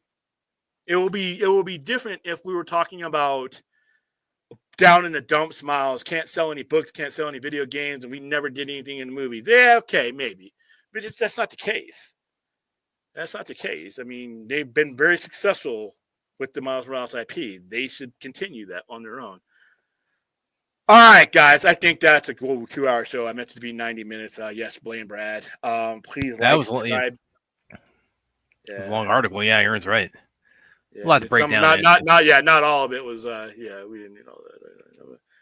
All right, so tomorrow, unless I do a Benadryl stream, but I probably am not because we're getting closer to where I have to start getting a lot of stuff done.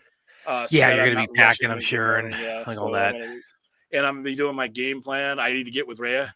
So that, and by the way, guys, there's still time. There's still time. We haven't moved the needle, guys. Let's check. There's still time to bring the greatest toilet scene of all time into the Sci-Fi Central legacy. It is in the description. It is the only link in the description right now. If you need it again, here you go. It's tied to the top of the chat. If you would like to see me go to Comics because like I said, I'm gonna be rolling. You guys, I'm gonna try to make it so that you guys are like this asshole again. Damn, that bell went off again. I want to make you sick of me. Then you can just watch the stuff. Do you have like your itinerary all kind of lined out for every day there?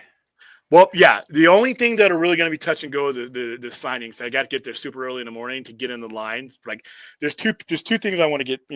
Two artists I want to see. I want to get my Batman 423 signed by Todd McFarlane, and I want to get some stuff signed by J. Scott Campbell. After that, it's just going to be as opportunities. But after that, we got the panels, the all-in panel I want to be at. I am going to be at the Trauma panel that Thursday night in Hall H. I'm going to go to the Alien Wreckage. That's actually out there. You can actually go to that at certain times. Yeah, I can't wait to you on that. If they will let me film from that, I'm going to film from that because they had the same thing with Dexter where they had Dexter's kill trailer for Dexter New Blood. The Predator's Badland on Friday night. And then, but mainly when I hit the ground is going to see what's the Hall H situation because I have a suspicion it's not going to be is stuff and really hard to get into. Everybody that's been there when they haven't had, like when I was there, and when during the strike, I just walked in. Because there was stuff they would normally promote there wasn't being promoted there that year. Yeah, it's gonna be fun. Having Ray there is gonna be fun. Yeah, and again, we just hope that you guys by the that then it's Saturday night, that stream does not like have William and Ray come on like, welcome to Sci-Fi Center. We're glad to see you. It's like you're covering Comic-Con, and we're both like nearly dead. Senior nerd. I no. Fans will be angry if Sony goes ahead with a Miles Morales movie without Marvel Studios. Why? And that has no. I don't think that'd be the case. B, I don't think that should play a factor in their decision to not go with them if they decide to. And it will guarantee a bomb like Kraven, Madam Web. No, people don't look at what Lord and Miller and what they've done with with Miles Morales and Spider-Man the same way. They look at Kraven and Madam Web primarily because there's no Spider-Man in those movies, but they have proven at the same time all these other movies were going out. Lord and Miller and the people who have handled the Spider-Verse and Miles Morales have proven that they can tell stories. So I think fans will be just fine. I don't think there's a reliance. I think that's a myth. I think that there's a reliance that you can't do Spider-Man. They did so just fine. They were just fine before Amy Pascal wanted to be sitting with the cool kids and decided to abandon what she was doing to come over and do that, which is fine. But at the same time, we all love Amy Pascal, don't we? That situation, the situation where Spider-Man was at after Amazing Spider-Man 2, is not where Miles Morales. You technically should be speaking because I'm sorry, the Heron was not better than Across the Spider-Verse. Sorry. I watched it, and I know that guy's a legend. I understand that. I understand that Miyazaki was a legend. That's fine. Across the Spider-Verse was the better movie, and it's not even close. And so we're talking the Lord Miller should have 2 Academy Awards already. There's a good chance that they'll get a third one. I trust them. They have proven themselves, unlike the Madam Web and all that other stuff, that you cannot compare that. And I don't know any fans that compare what they've done with Miles Morales to what those disaster movies. Not happening. And by the way, say what you want about those movies, they're profitable. They're profitable. They're awful, but they're profitable. So there you go. So Aaron says, where is it? Aaron's got a couple here. Crazy stream from Crazy Aggressive article. Yeah. And also got, I would love to see live action Spider-Man movie. Yeah, I would too. I would want to see it, but I want to see it. I want the one from the Spider-Verse. The one he's, the one his sort of pseudo girlfriend. Haley, what's her face? Or Haley Steinfeld. Different Haley. I am sure. Listen, animators unfortunately get mistreated everywhere. It's not just VFX artists. Yeah, VFX artists. That's not a studio thing or a movie thing. But yeah, I think I made the case for those men to be involved with Spider-Man for as long as they want to be involved in Spider-Man. And I do not. I don't. It's not like a heroin hit. The Spider-Man character is not dependent on. I just gave you the guys who are currently under their employ that are currently doing Spider-Man stuff. That they can do. And people say, oh, no, they can't. That's animation. We're talking live action. So storyteller is a storyteller is a storyteller. If you can tell stories, you generally can tell them on any platform. And you can make them compelling. A story is the same no matter what. How you articulate it visually, that's one thing. But the most important, I've seen things with great animation have shitty stories. I've seen things in live action have shitty stories. If the story is bad, it doesn't matter how good the movie looks sometimes. But with Lord Miller, they've given you both. So I think that I think we'll be fine with that. All right. Like, subscribe, donate if you can. I plan Tuesday is going to be touch and go. I may stream, but I may not because that's the day before. I'm going to be up super early in the morning to get down what there. What time's your flight leave? My flight leaves at 8:47, and I like to get to the airport 2 hours early to get through all the stuff and sit, have my coffee, do my checklist before I get on the plane to make sure that there's nobody anything I need to set in motion. So I like to have 2 hours of just sitting at a Starbucks or sitting in the lobby before I get on the plane. So so I'll be there early in the morning. So which means I either won't sleep Tuesday night or I'll try to get to sleep early as possible. But I still got to come back here and set up the store for the person who will be watching it for me while I'm gone, so that it basically runs and stuff. So, all right, guys. Don't forget the bet, William. I did not. I was remember that bet either. I did not make that bet. I mean, because it's. Trust me, I would have made that bet for you if I thought I could leverage that. Yeah, because it could, but I don't think the odds are. How's this bet? If Superman makes $1 more at the box office than we watch Dumb and Dumber, makes one more what? Makes $1 more at the box office than we watch Dumb and Dumber. You're out of your mind. You're out of your damn mind. So, all right, guys, like, subscribe. We'll see you later. All right, see you guys.